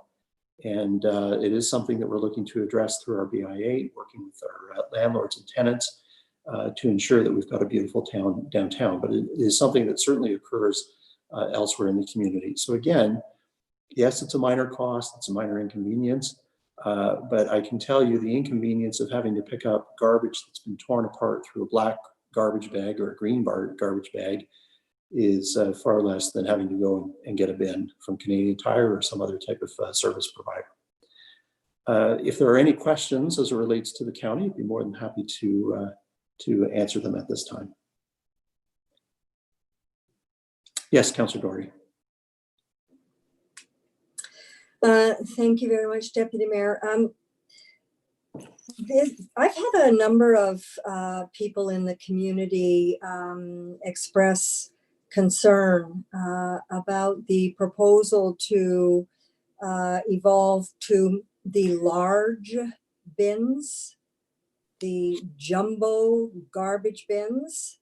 And there's questions as to where they're going to be stored, how people are going to be able to handle them. And I'm wondering if you're not prepared to go over chapter and verse as to how that decision came about, then I'm fine to wait until another meeting. But I'm hearing increasingly from folks in the community, and just they're wondering what the rationale is. I'd be more than happy to provide some comment, and then we certainly will be coming back with specifics the closer we get to the rollout of this particular program. And the reason we will be coming back with specifics, and when I say we, really it'll be the county through our communications team and our waste management team, is because it is a massive and a significant investment on behalf of all residents within the county, and we need to ensure that the tax dollars that are being taken out of Collingwood are being invested wisely on your behalf. So those who have concerns, they have every right to raise those concerns, and they have every right to expect that they would have some further answers, and I anticipate that they will. The basic rationale, though, is that, and I'm really, if I may, I'm going to step back for a second to the genesis of waste collection in the context of maybe the last couple of years. One is that we have seen the global collapse of the recycling market, and therefore what I think the diversion rate is something about around 10%, but what we were able to achieve in terms of dollars for the 10% that we were able to divert and then actually recover financially, that market has collapsed. And that is a great concern moving forward. Concern as it relates to the balance sheet for the county and all municipal operators, whether they be at a regional or municipal level, as it relates to waste management. The bigger issue probably is just quite simply that the complexities in terms of what we are now picking up at the curb versus what we used to say a decade ago, it's significantly increased. We've gone from the days of simply picking up black and green bags to blue bins that were separated to green organics, et cetera. And it has increased the costs significantly, again, across all municipalities. None of this is unique to Simcoe County, by the way. And it has taken a significant toll on the drivers in terms of the ability to hire and recruit and pay drivers who have a significant license to be able to operate these vehicles. And part of this comment is pre-COVID, but I believe that we'll see a return to it post-COVID. And that is that from a competitive standpoint, the economy, when it was ticking along, the transport industry was able to employ and hire individuals at a much higher dollar per rate or per hour rate than what the waste management companies were willing to pay for the service. And so the rationale is quite simply that if you were an individual who was looking for employment and had this particular type of license, would you prefer to drive some type of 18-wheeler or semi that had maybe less labor as a component, or day in, day out drive a truck where, as part of driving the truck, you would also be responsible for lifting, bags and boxes, et cetera, day in, day out. So in looking at what a lot of the major municipalities have done, and we as a municipality, an upper tier municipality of 500,000, we're significant in population. But when we look to the south, particularly GTA and others who have implemented this, they have seen a number of benefits, not only from the financial side, but they've seen better level of service as it relates to the ability to retain employees, retain drivers, and therefore accountability. We've been very fortunate, again, as it relates to the county. There's 16 member municipalities, and then you've got the 2 separated cities, Barrie and Orillia. And the reality is that I think within the town of Collingwood, as it relates to waste management, we've actually been pretty fortunate that our level of service has been pretty good. In speaking with and hearing from colleagues who are located in other parts of the municipality, that has not been the case. And so when we're looking at the decision of implementing this type of service, and we're looking at implementing it countywide, the decision is made to the best interest of the county and how we can ensure that the service is universal and equal to the 16 plus 2 separated cities. So again, it's a decision that is got a heavy price tag to it. There's no question about it.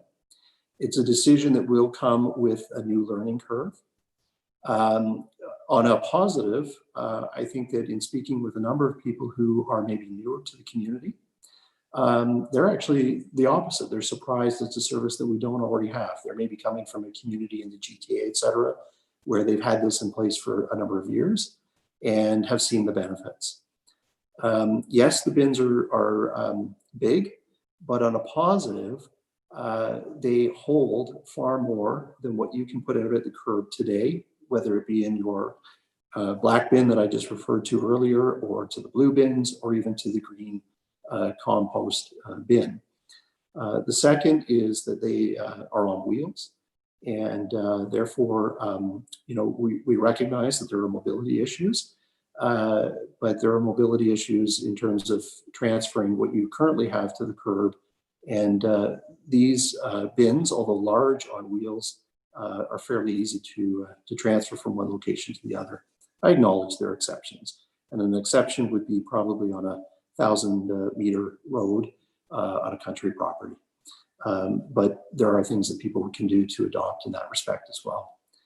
And lastly, I think that to the point, and we'll come back with further details, yes, they are larger. And yes, they will take up more space than what is currently being used by a lot of households. But I would respectfully, and I do say this respectfully, suggest, and I look at my own garage and say that with some tweaking, I probably can find the necessary space if I move, ironically, a few things out to the landfill to make for that space. But anyway, I hear you, Councillor Doherty. I've heard the comments too. I've read comments online. The reaction is that they are large. Can they be moved, etc.? But I think with some of the past county programs that have been unveiled and rolled out, we will have really good communication coming out as we get closer to the program date. And the questions and concerns that are being raised will be properly addressed for constituents to weigh in. Okay. Thank you very much. Okay, thank you. And if there's nothing else specific to the county, we'll continue to move forward to item 12 on the agenda, which is council business. Under 12.1, is there anything old or deferred business that anyone would like to raise? 12.2, we have 3 items, and then I believe there's a 4th to be added. The first one, 12.2.1, UN Habitat in Towns Conference update. And I'll look to our CAO for an update, a verbal update. Thank you, Chair. This is an item that has been of great interest, I think, to a number of folks, and this update's in response to a recent request. So everyone's aware that the United Nations adopted a number of sustainable development goals in 2015. And goal 11 would have particular importance to us because it's related to creating resilient and sustainable cities. So Collingwood has partnered with UN Habitat as a pioneer city. So the overall idea of this is to use Collingwood to trial and pilot ideas potentially, or the idea would be with international supports and fundings. And that would be related to this particular goal number 11. So this should, in theory, decrease the cost of projects to Collingwood that we would have undertaken anyway through the attraction of this external support and expertise. And that if we do have some of these projects moving forward, that appropriate council governance would be applied as we used any resources or identified projects that weren't already endorsed by council. So some of the things that we've talked with the UN Habitat folks have been things like the update of our official plan, ideas for promoting attainable housing, and we recently forwarded them the public report that was sent to council with our new strategic plan and vision. However, there's been no further progress on that front other than the general agreement in principle that these are the types of things we'd like to do. Overall, there is a local steering committee that sits within a larger Toronto UN Habitat steering committee that covers several projects, such as a revitalization of a neighborhood in Toronto. Its name is left. Regent Park. Thank you, Regent Park. And there's going to be an international resource there with respect to revitalization. So within that larger steering committee, we have a local steering committee for our own work right now focused on a conference I'm going to talk about in a moment. The local steering committee is the mayor, Kathy Jeffrey, Councillor Kathy Jeffrey, Farida Min, who's the co-chair of the conference with someone from UN Habitat, a local business person, Mark Palmer, and some support has also been provided by local business person, Larry Law. So the conference would hopefully become annual. This has intended to be the inaugural year of a conference related to municipalities' contributions to resilient and sustainable cities. We've moved this year to a virtual event, and there is a website already for the conference. It's www.ueforum.org/habitat in towns. Probably easier or just as easy to find if one was to Google urban economy habitat in towns. And there's a pull down menu that has some more information under it. And the reason that we haven't done a lot of local communication of that is that we're having our local steering committee on Friday, and we'll be making some recommendations. And one of the things that we're looking at is how to make this program really engaging for municipalities. One thing that the United Nations is really good at is talking to federal governments and international organizations, national organizations. However, not as experienced in identifying programs and presenting them in ways that municipal leadership like yourselves could find projects that you're interested in and collaborate with other municipalities, not only in Canada, but beyond. So the local steering committee did endorse some themes with the UN folks recently. And one is urban assessment toward realizing sustainable development goals. And that's related to an index developed by the UN called the CPI, Communities Prosperities Index, that looks at 4 or 5 different criteria in a balanced way across communities in different continents and different countries to evaluate progress. The second theme is related to sustainable resources, urban economy, municipal finance, and investment opportunities, which could be the case here in Canada and certainly the case internationally, that many municipalities don't have access to the types of long-term funding that they need to make investments to make their communities better. And the third theme is related to families, women, and youth. So to change our lifestyles, women and families often have lead roles in consumption, energy, material, and waste, and that many of the dialogues need to start with the full family in mind. So there's a section of the conference that's related to how do we look at sustainability through a family lens. And then finally, as an overarching umbrella, we were looking to have some conversations related to how COVID has in fact changed many of these sustainability conversations. The timeline had originally been to submit papers for July 15th. And I know a number were received and the group was pleased to have received those. I had understood from the UN folks that we may extend that deadline to make sure COVID times that we've received everything that we can receive. There's registration deadlines in August, date to be confirmed. And then the actual date of the online conference would be September 1st and 2nd.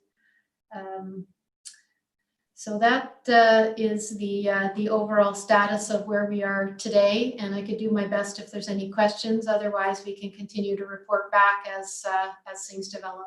Thank you. Councillor Jeffrey may be also well placed to answer questions given her involvement in this initiative. Thanks.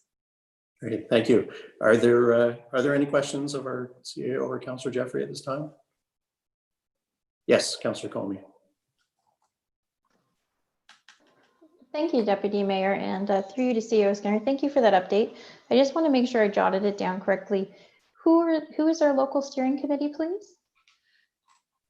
The local steering committee has the mayor, Mayor Saunderson, Councillor Jeffrey, Frida Min, the local business person, Mark Palmer.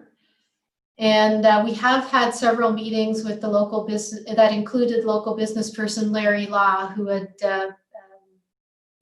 been contributing as well.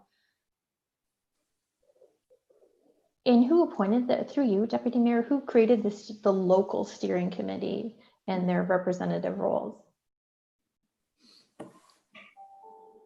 Through you, Chair, to Councillor Comey. This local steering committee had been created early in the process, and I understand that the mayor had talked with the CAO admin at the time and looked at who was willing to be involved in guiding this in the municipality. Okay, thank you. And as a follow-up, Deputy Mayor, I suppose I'm surprised it didn't come to council for discussion. Councillor, perhaps through you, Deputy Mayor, to Councillor Jeffrey, can you explain to your fellow councillors what your role is on this local steering committee? Yeah, my role is to liaise between the FCM programs and the UN habitat goals in terms of providing linkages to getting out the word of participation and encouraging the rural communities and the small communities within FCM to follow our lead in the example that Collingwood has been able to set in our initiatives. So that's been my role so far, is the link between FCM and the UN Habitat and our work at FCM on the Sustainable Development Goals.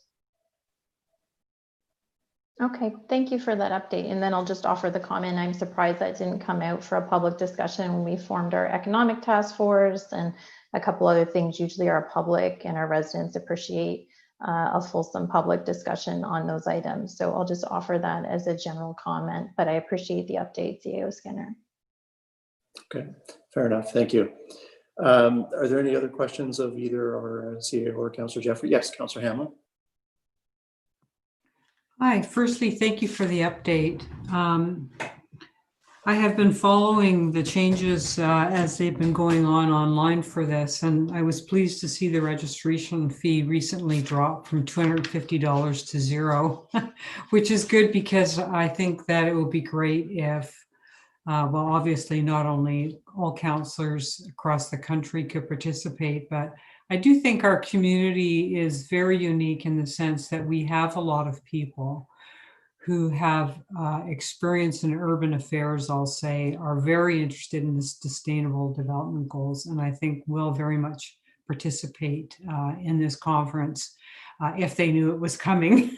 So I guess that will be the next step. As I heard you say Friday, you'll be talking about how to get word out about this.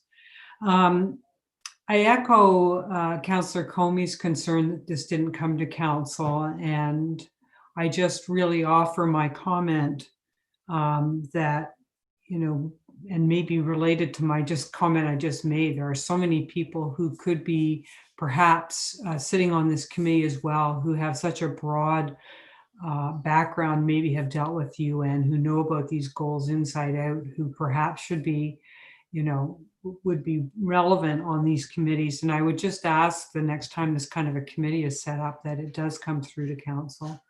And lastly, just on that point, I have thought of recently several people that would be good presenters of papers that relate to these themes.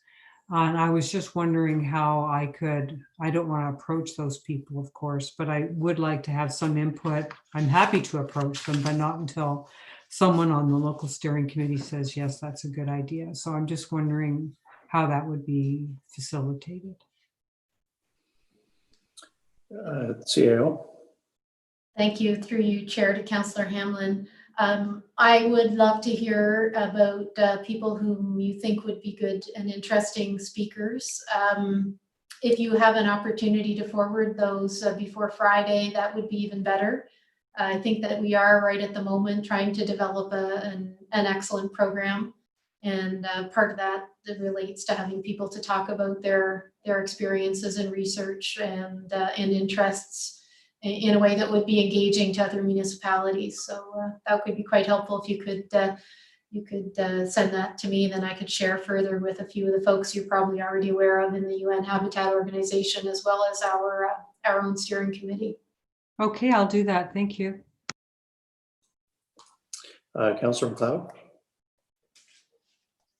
Thank you so much. This sounds like a very interesting thing. I'm curious to know whether we've spent any money yet on it, and if so, how much? CAO.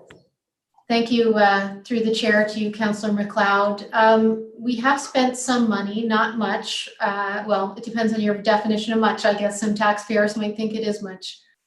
We had sent CAO Freedom in to a UN international conference in Abu Dhabi. The total cost for that conference was about $4,200, within $100 more or less, based on my memory. So that was for the full cost of the conference. And at that time, we didn't know our conference would be virtual. So we were looking at the types of delegates, the types of security, the types of programs that were being set out, and also promoting the conference and the date type information, which he provided at one of the United Nations booths. We also put down, it was less than $2,000 on to hold some conference rooms. That probably would have been offset by the delegates' cost to attend the conference. However, we've asked the hotel if they would allow us to apply that to a future town event. And I think the answer has been yes. So it's a yet undetermined town event that we'll use that up. And the mayor and I both spent one day in Toronto, just a day trip to attend one of the Toronto steering committees. But that's it to date. The intention overall was that this would be of benefit and net income to the town as opposed to expenditures by the town. Thank you. Thank you. Are there any other questions at all? Okay, so seeing none, we're going to invite Director Ridlow to join us and provide an update on the Economic Support and Recovery Task Force dashboard. Is Director Ridlow there? Good evening, Council. Good evening. Thank you for the presentation. Chair, members of Council, I'm happy to share with you the first dashboard update from the Economic Development Task Force that, of course, was in place this spring. I want to thank in particular John Gillum from AdBank for leading the creation of the dashboard. He's actually created a whole back-end system that pulls data from other places to make it very presentable, as you'll see in the next few slides. If we can go to the next slide, please.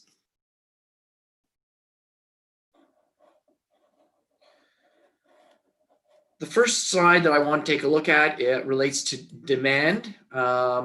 Is there interest in Collingwood? And as you can see in the first chart, tourism interest is right back to where it has historically been at this time of year. And we're certainly seeing that in the number of tourists that are coming into town and going to some of the key crowded areas. Interestingly, we've seen a upswing in terms of building permits, and that continues to be going at an average that is not unsimilar from what we've seen over the past few years. What is interesting is that the value has dropped a little bit over the last few months, but we saw a significant peak there throughout March and April, which, as we've been able to understand a little bit more, a lot of developers just said, let's use this time to actually do a lot of filing of the paperwork, and let's get things rolling. And certainly as you drive around, you'll see the upswing in terms of construction that's going on around town. So there is demand certainly for Collingwood. That's further emphasized if we go to the next slide. In terms of overall real estate activity, we're at 185% compared to the same month last year. For those of you in the real estate business, it's been a busy last 4 or 5 weeks. And this, of course, a lot of people who've been living here for 3 months are going, why not actually live here permanently? I want to invest more. And we are certainly seeing that. We're seeing that in terms of traffic at the Business Development Center. We're seeing that overall in terms of what's going on in terms of home sales. And there's more information, of course, available through the real estate reports that are coming through. We did see bankruptcies spike in March. But they have essentially dropped down to below normal levels. We don't know why. We suspect that there may be a lot of companies that are going, as I get back into it, let's see what's going on. Can I make things work? But it is interesting in terms of where things stand from a bankruptcy standpoint. The energy consumption side is a particularly interesting one. We get this from EPCOR.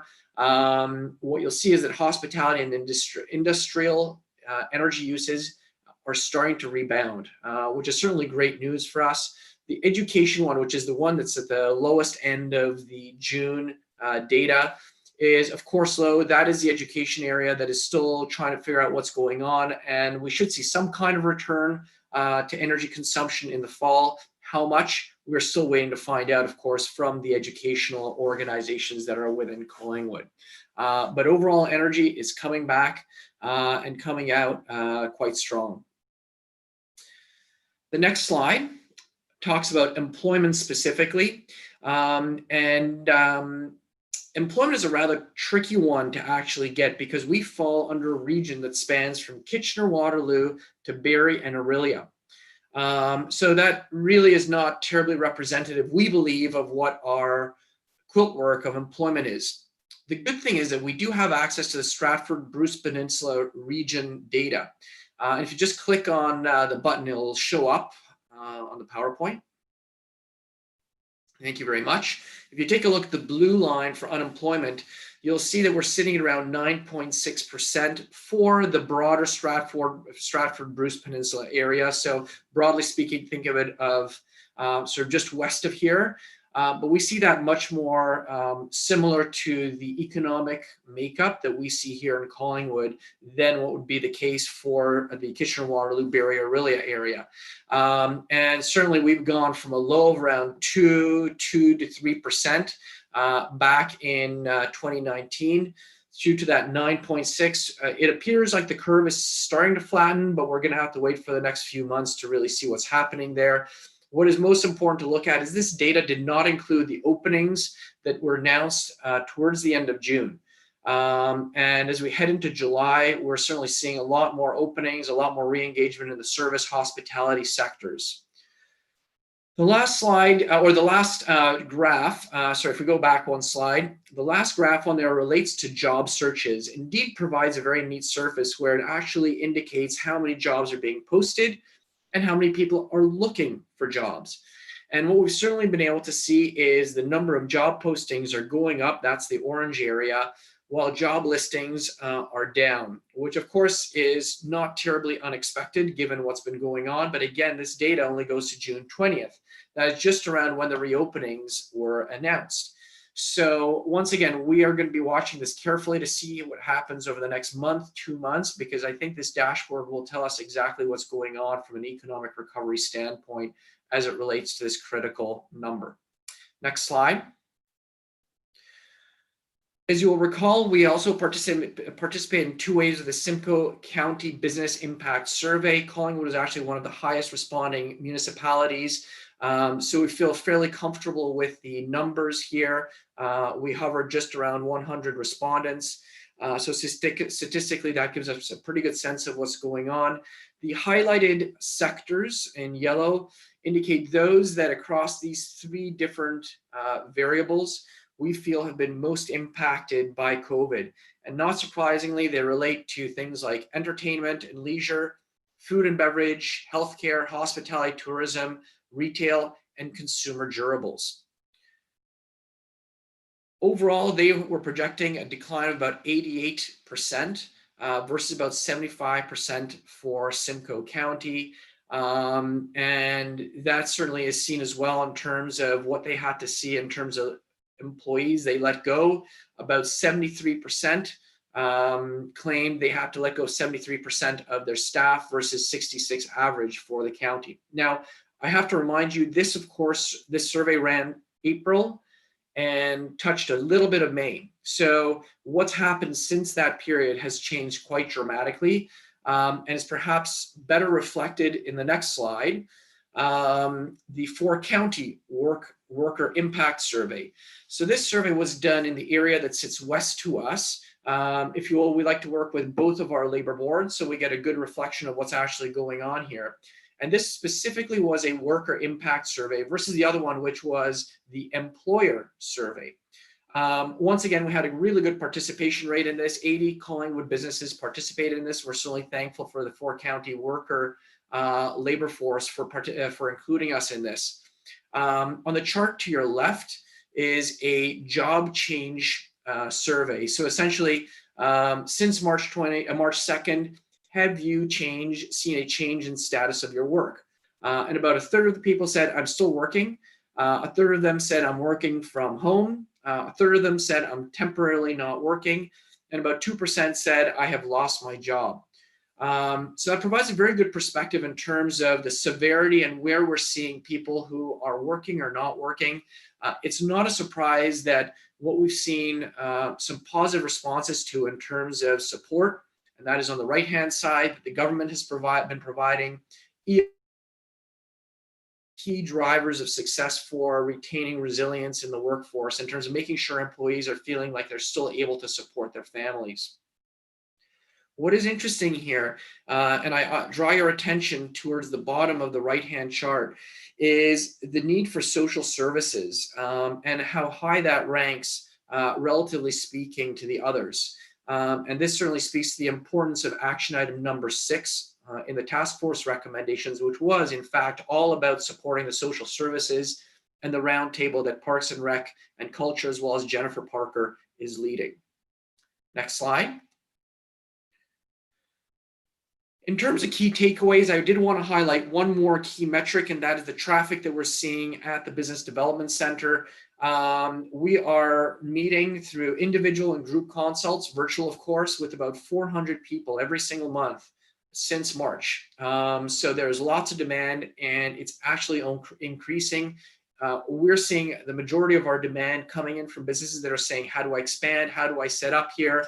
Help me figure out some greater efficiencies, but we're going for it. So that is great news. For perspective as well, since the beginning of March, through federal grants and provincial grants, the Business Development Center has provided up to $1 million in terms of loans and grants out to regional businesses. So there's a lot of support going out to those areas. In terms of total takeaways from the dashboard that I've shared with you today, first of all, great news. The rebound is beginning to happen. Interest in Collingwood is back to where it was pre-COVID, and we're starting to see some positive momentum as stores begin to expand and reopen. It is accelerating pre-COVID challenges, particularly as it relates to the cost of housing. Our economy is down, our housing prices are up. It is something that we've seen in the past, except right now we've got an economy that continues to be down. We need to watch the workforce. And at this point, I would just say, let's watch it. Over the next month or two, we shall see how much of a recovery we've been able to make. Certainly, the reopenings are hopefully going to have a positive impact on the workforce. And last but not least, the reopening should drive a rebound. Many of the tourism sector businesses and hospitality sector businesses are now starting to operate, and in some cases, they're seeing a rebound that was better than what they'd expected. Again, we're going to have to wait to see for the specific numbers as they come in over the next 1 to 2 months. What are the specific opportunities? We're starting to see the visitors here. We need to help direct them to the experiences that we want them to see. At this point, we know that there's overcrowding at Sunset Point and a number of other locations. We have some great other things to do here. And that is certainly something that we're working on right now as part of the marketing plan that I can talk to a little bit later on. Encouraging shop local, and last but not least, helping to promote job postings across different sectors are all 3 things that we're working on actively with the Business Development Center partners to see how we tackle that. Last slide. In terms of next steps, this presentation was due to be done last week, and as a result, we still had the Your Business Matters survey open. It has closed as of last week, but it's good news. We've had just about 200 companies respond. So once that is tabulated and ready for presentation, I look forward to sharing that with Council. We will certainly highlight any major developments on the dashboard metrics as they come up. And otherwise, we plan to present another full dashboard update in the fall. Thank you very much.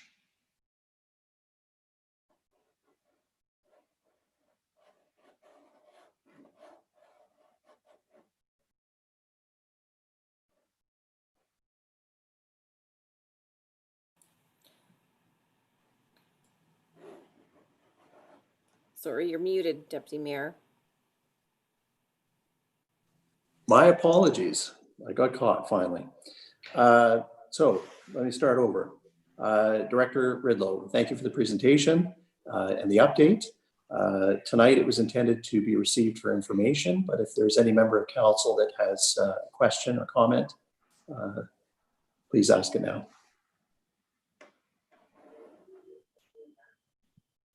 Okay. On that note, Director Ridlow, thank you again for your time, and thank you to those who continue to work with you to put these reports together.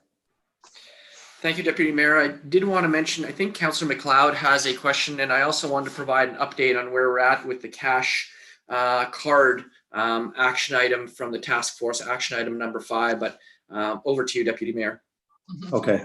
And my apologies, my screen of 9 has now changed, so I'm missing Councillor Mcleod. So go ahead, Councillor Mcleod. Oh, thank you. Director Ridlow, this thing is so cool. Thanks. It is. It is. But the indicators that we're seeing in the PowerPoint presentation that you provided to us it doesn't live somewhere on the internet that we can go and watch it month by month. It's a thing that you're going to bring to us periodically. Correct. So what we need to do is we actually have to go out and seek out the data as it's published, usually at the end of each month. We actually have to upload it to our computers. We then have this program that John has built for us that helps populate the dashboard as you see it. And then we need to review it just to make sure that the data is correct. So John continues to volunteer his time and making sure that works. And then Karen Clegg does all the wondrous magic with the numbers. So no, it does not live anywhere where we can see it automatically tick up. But the great news is that we do have access to this data and we can continue to watch it as things progress. Thank you so much. It is charts and graphs are so helpful to those of us who are not economists or even really, numerate. And speaking of numbers, I was hoping to hear from you regarding regarding some of the action items that came out of the task force. Thank you. Whatever you can tell us, I'm happy to hear. Director Ridlow. Thank you.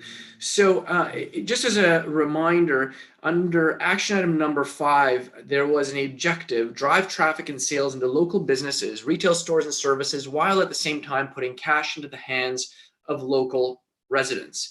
And the task force had recommended the distribution of a high value cash incentive via check coupon or some other preloaded card to every household in Collingwood, so it could be spent at registered businesses. At a council meeting several weeks ago, it was approved to get a consultant to review that has a little bit more expertise in this area than I do. That consultant, who's actually worked on the loyalty programs at Chapters Indigo, American Express, and so on, is a local as well, was able to take a look at that and do a deeper analysis. As we work to prepare a staff report on this, we'll certainly share the details of it, but I did want to provide at least an overview of the 3 question areas that she looked at. First of all, is the shop local gift card idea feasible? And her reflection is, yes, it is possible. Investment is running somewhere between 600,000 and 1.2 million.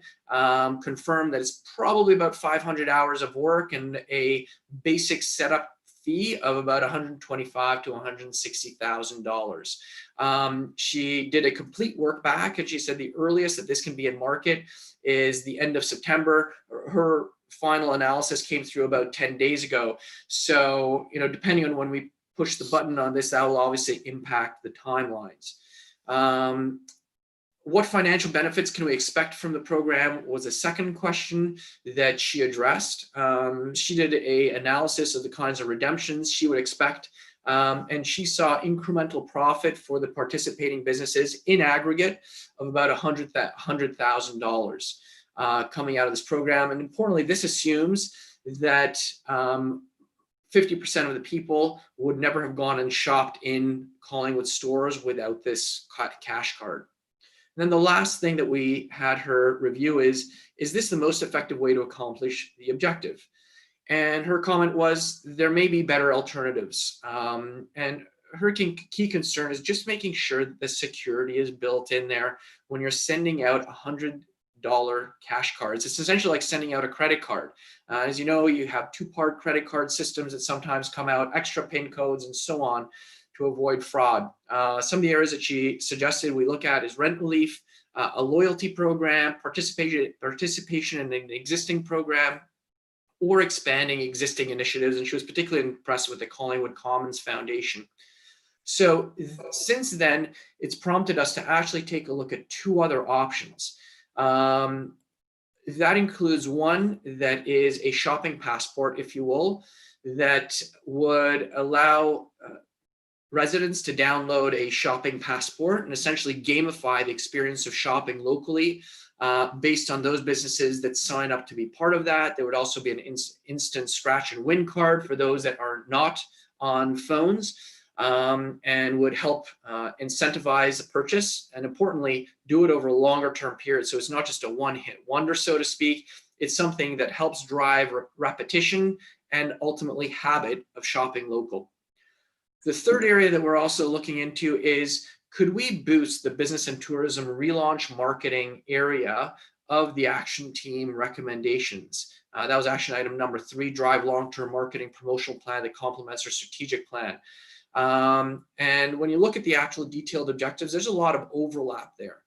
But at this point, we're still in the process of really reviewing each one of these. What is the best way to activate it so that we can ultimately deliver on the objectives of action item number 5? And that completes my update for today. Thank you, Director Redlow. Councillor Mcleod, I still don't have you on my screen. Apologies. Did you have a follow-up to that, or was that the answer? No, that was really very interesting, and I'm sensing that the investment of having a second set of eyes may have been very worth it. Thank you. Through you, Deputy Mayor, it was of huge assistance because it was someone that could really dig into it, give us perspective, and was actually able to go, what about this passport idea? What about some of the assets that you've already built up? Can you perhaps elevate the importance of those? So certainly a huge assistance in terms of guiding us on what could be potentially a very significant investment. Thank you. Great, thank you. If there are no further questions, then we will continue on. Again, Director Redlow, thank you very much for your update as it relates to the task force work and ongoing metrics. It's greatly appreciated. Thank you. Next item on the agenda is 12.2.3, an update regarding the Collingwood Downtown BIA. That happens to segue into one of the 2 items that we're going to be discussing in camera. And so with Council's latitude, I know that Councillor Comey had an item to raise under other business. What I would like to ask is that if there's anything that would be raised under other business, we do it now. I'll come back to the BIA, and that BIA item 12.2.3 would be a segue going into in camera. So I don't have any objections. Councillor Comey, you had an item that you wanted to raise under other business? Thanks very much, Deputy Mayor. Yes, through you to Director Slama, I had advised her prior to the meeting if she could be so kind as to provide a little status update on the Hamilton Drain crosswalk. For those who may not know, it's currently inoperable due to some issues, but through you, Deputy Mayor, we'll let Director Slama fill us in on that. Okay, thank you. Director Slama? Thank you. Good evening, Council. So through Deputy Mayor to Councillor Comey and the rest of Council, yes, just over a week ago, there was some vandalism at the Hamilton Drain crosswalk, and the push button was vandalized and is now inoperable. So we've been in touch with our supplier, and there is a delay on the manufacturer side. There have some production delays due to COVID. So it's going to be a little while before we're able to get a replacement part. We're expecting it's going to take 6 to 8 weeks approximately. So we do have a contractor looking to see if they can repair our button in the meantime before it can be replaced. But until we're able to have something that's operable, the crosswalk is out of order. So we have bagged the flashing lights, and we can post, Councillor Comey had suggested maybe we post something at the button post just to inform users, and especially we'd be looking at our younger users just to have them understand that the crosswalk is not operating right now. And unfortunately, it probably won't be operating until the end of August. Thank you. Was there a follow-up, Councillor Comey? Thank you so much, Deputy Mayor, and thank you, Director Slama. I think we're seeing, and of course it has nothing to do with staff, it's a really unfortunate situation. I have no idea what the usual protocol is when you have a very high use crosswalk and it's out of order. I don't know if we go back to directing people to point or to watch. My concern is not intentionally that we've sort of just left our residents and especially our youth not sure what to do. I do appreciate that the town put out some messaging on it. I did see it on social media, and I respect you echoing it back. My concern is if you're a resident in the area and you have young children, you just assume this crosswalk works and that's why you let them take their bike or do whatever because they have the crosswalk to use and you have no idea and you're a little kid and you're pushing the button. You don't know why the cars aren't stopping. So I guess I would just ask staff, is there somewhere in all those manuals of what to do when a crosswalk becomes inoperable for this length of time? It seems like a real sticky situation. Go ahead. Through the Deputy Mayor to Councillor Comey. Yeah, I can consult with Manager Valak and see what the suggestions are, kind of the industry suggestions for when the crosswalk is not working, or it's possible CAO Skinner may have something to say. But I think, we do have lights, to the south and to the north.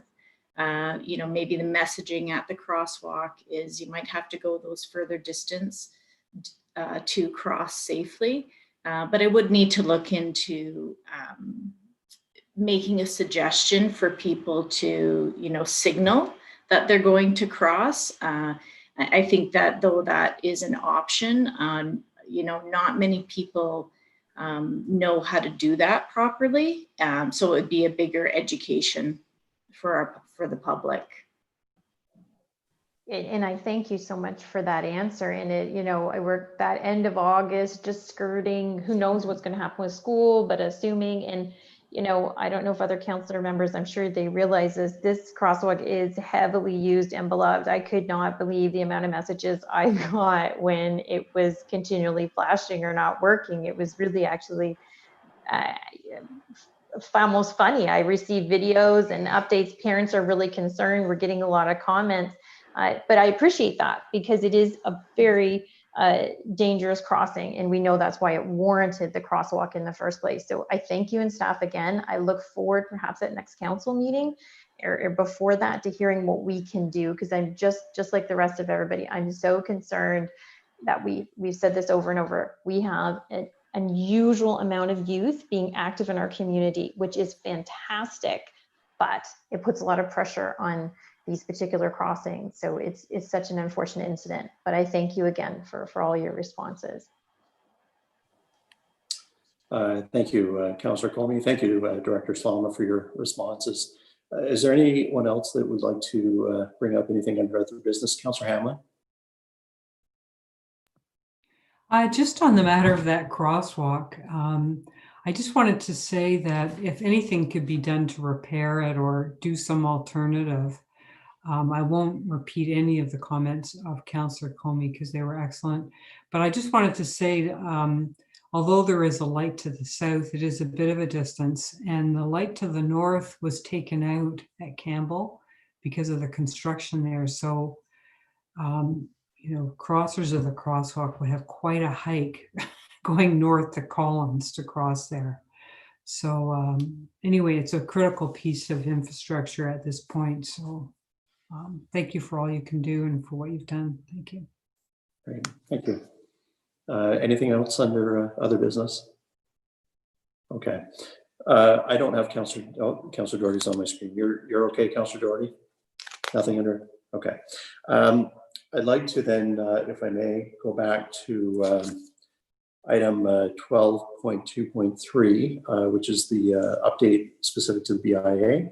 And from there, depending on approval, we'll proceed to go in camera. I want to just preface my comments by saying that this morning, a special meeting of the BIA was called, and the remaining members of the BIA were in attendance, along with staff. And for the public portion of the meeting, there was an in-camera portion. There were a number of members of the BIA at large who attended to listen to the conversation, the dialogue. To the remaining members, who include the now past chair, Penny Skelton, Dave Conning, Megan Borofsky, Paul Feather, who is now the chair, and myself. I just want to thank those 4 individuals for their time this morning. In particular, Megan was on vacation. Our start time was at 7:30 and she had to leave at 6:30 so that she could be in a spot where she could receive internet access. I think that in light of what has happened recently, with the fact that we've had 4 resignations and a total of 6 resignations this term, the meeting was both positive and productive this morning. And in great part, I'd like to thank and acknowledge the hard work in advance of the meeting and during the meeting of our clerk, Sarah Almas. She provided us with some guidance, an overview, and possibly opportunities on how we can move forward. 6 months ago or thereabouts, we had a vacancy to fill on the BIA, and I was given the opportunity to fill the vacancy for a 6-month period. That 6-month period is upon us, and I am providing both a brief update, and we will be having further discussion tonight in camera. It's no secret, as I've already mentioned, that during the length of this term, we've had 4 recently and 6 overall resignations from the board. And so if I address the elephant in the room, the elephant in the room is that that is not healthy for any organization. But I assure that those who are within the BIA community as members, whether they be members or have some type of an extended affiliation, that the town is fully committed to working with the board and to working with the staff of the BIA to ensure that as we continue to move out of phase 2 and into phase 3 of opening the economy, that we are addressing the concerns that were both before us prior to COVID-19, concerns that came up as it relates to COVID-19, and the concerns and opportunities that are before us as we move into phase 3 and beyond.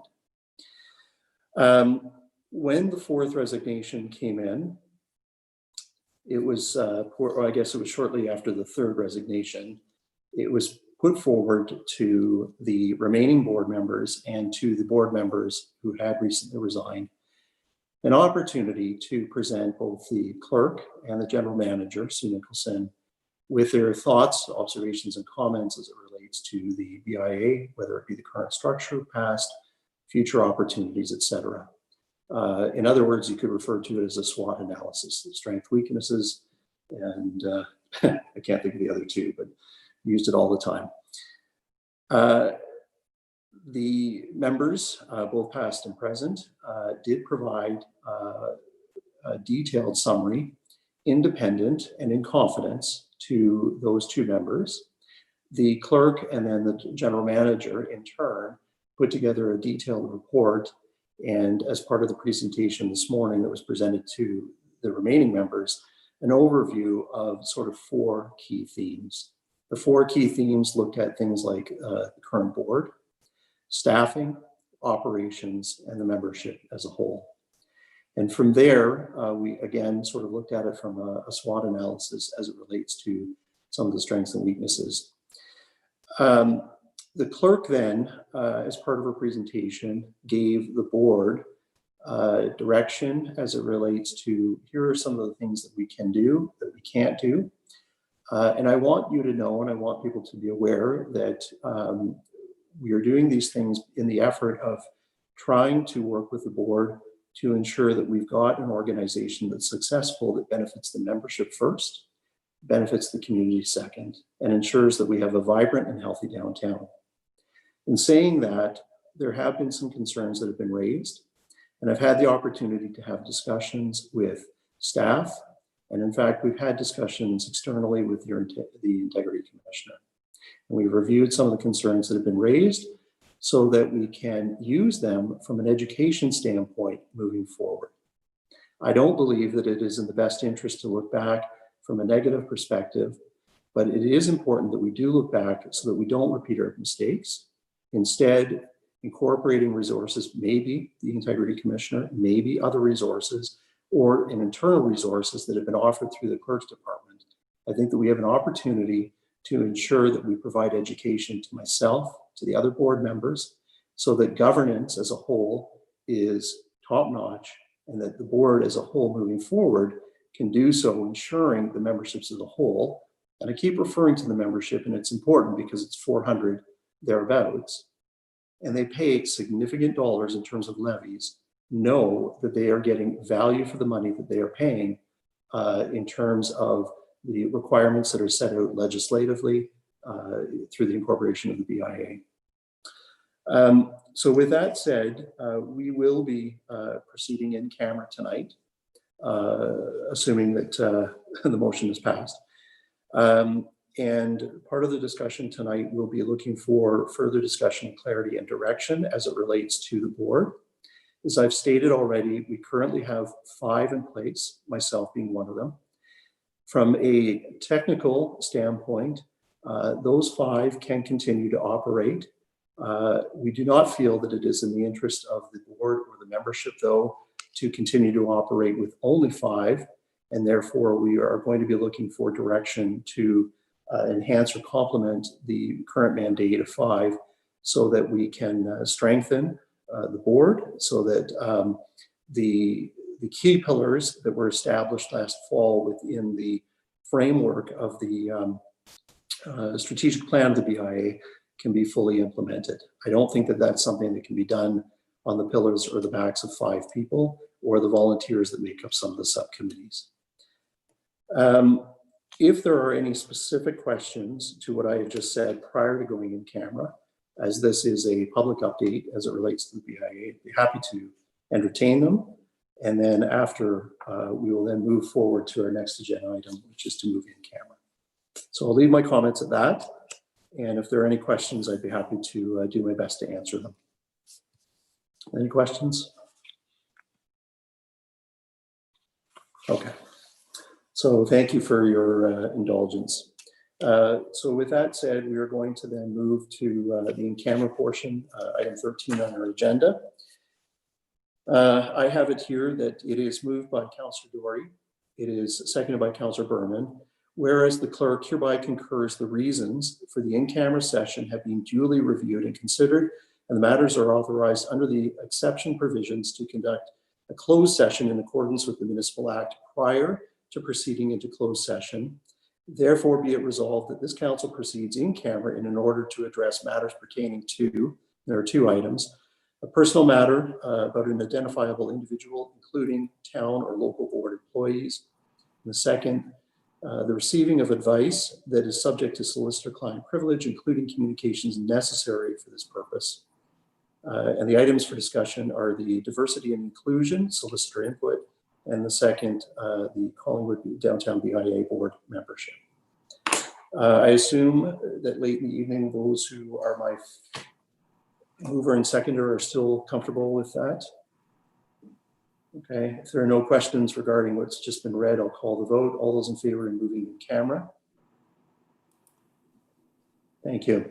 And I'll just state before I turn it over to the clerk, as I said, we'll be going in camera for discussion. I do anticipate that we will be coming out of in camera, and for our friends in the media, for friends who are following at home or online, there will be a rising report.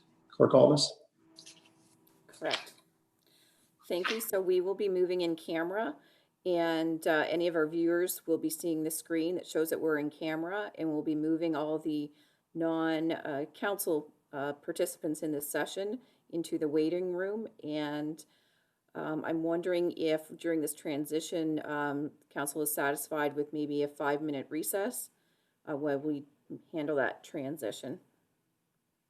A 5-minute recess would be more than appropriate. I don't have a watch in front of me. Could you just confer a time, Clerk Almas? All right, we're at 7:59, so we'll say 8 o'clock. So by 8:05. At 8:05? We'll Okay. resume in camera.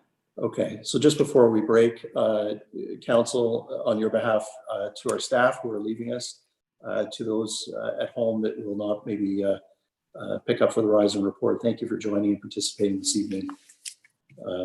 Thank you.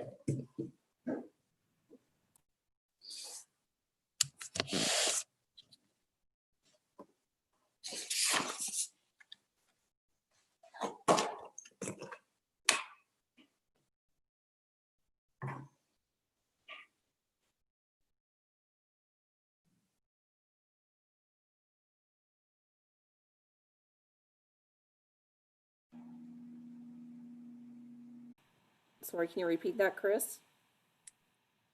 We should be alive in about 15 to 20 seconds, I'd say.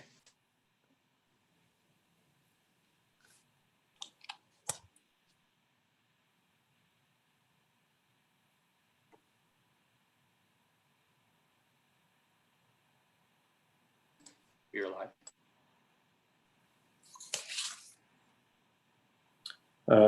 Thank you. So this is Collingwood's Town Council for Monday, July the 20th, resuming live. For those in the media and for those at home that are perhaps still watching, while in camera, we did procedurally vote to extend beyond the 5th hour to permit council to continue to meet for another hour. We do have a rise and report, and it's in the form of a motion. And yes, Clerk Olmus, sorry. Sorry, we'll just need a motion as well to rise. My apologies. Yes, of course. So if I could have a mover and a seconder to rise from in camera. Councillor Madigan, Councillor Berman is the seconder. All those in favor of rising from in camera.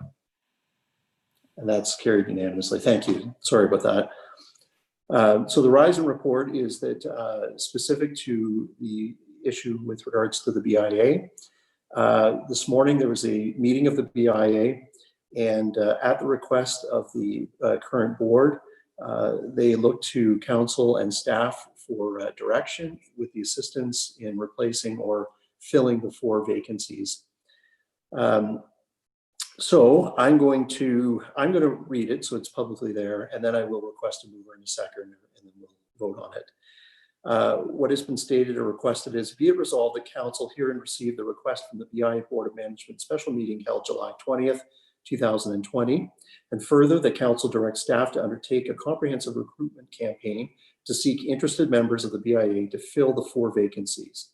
And further, the council endorse the use of additional clerk services support to the board with respect to governance, process, and guidance leadership, including regular participation at board meetings for a period to be determined by the town/CAO. And in order to put it on the floor, I'll look for a mover and a seconder. Councillor Madigan, Councillor Doherty. Are there any questions, comments, discussion? Seeing none, I will then call the vote. All those in favor? And that is carried unanimously. Thank you. Moving then on to item 14 of the agenda, that's the confirmatory bylaw. Moved by Councillor Berman, seconded by Councillor Jeff. No, I will require a seconder. Could I have a seconder, please? Councillor Madigan.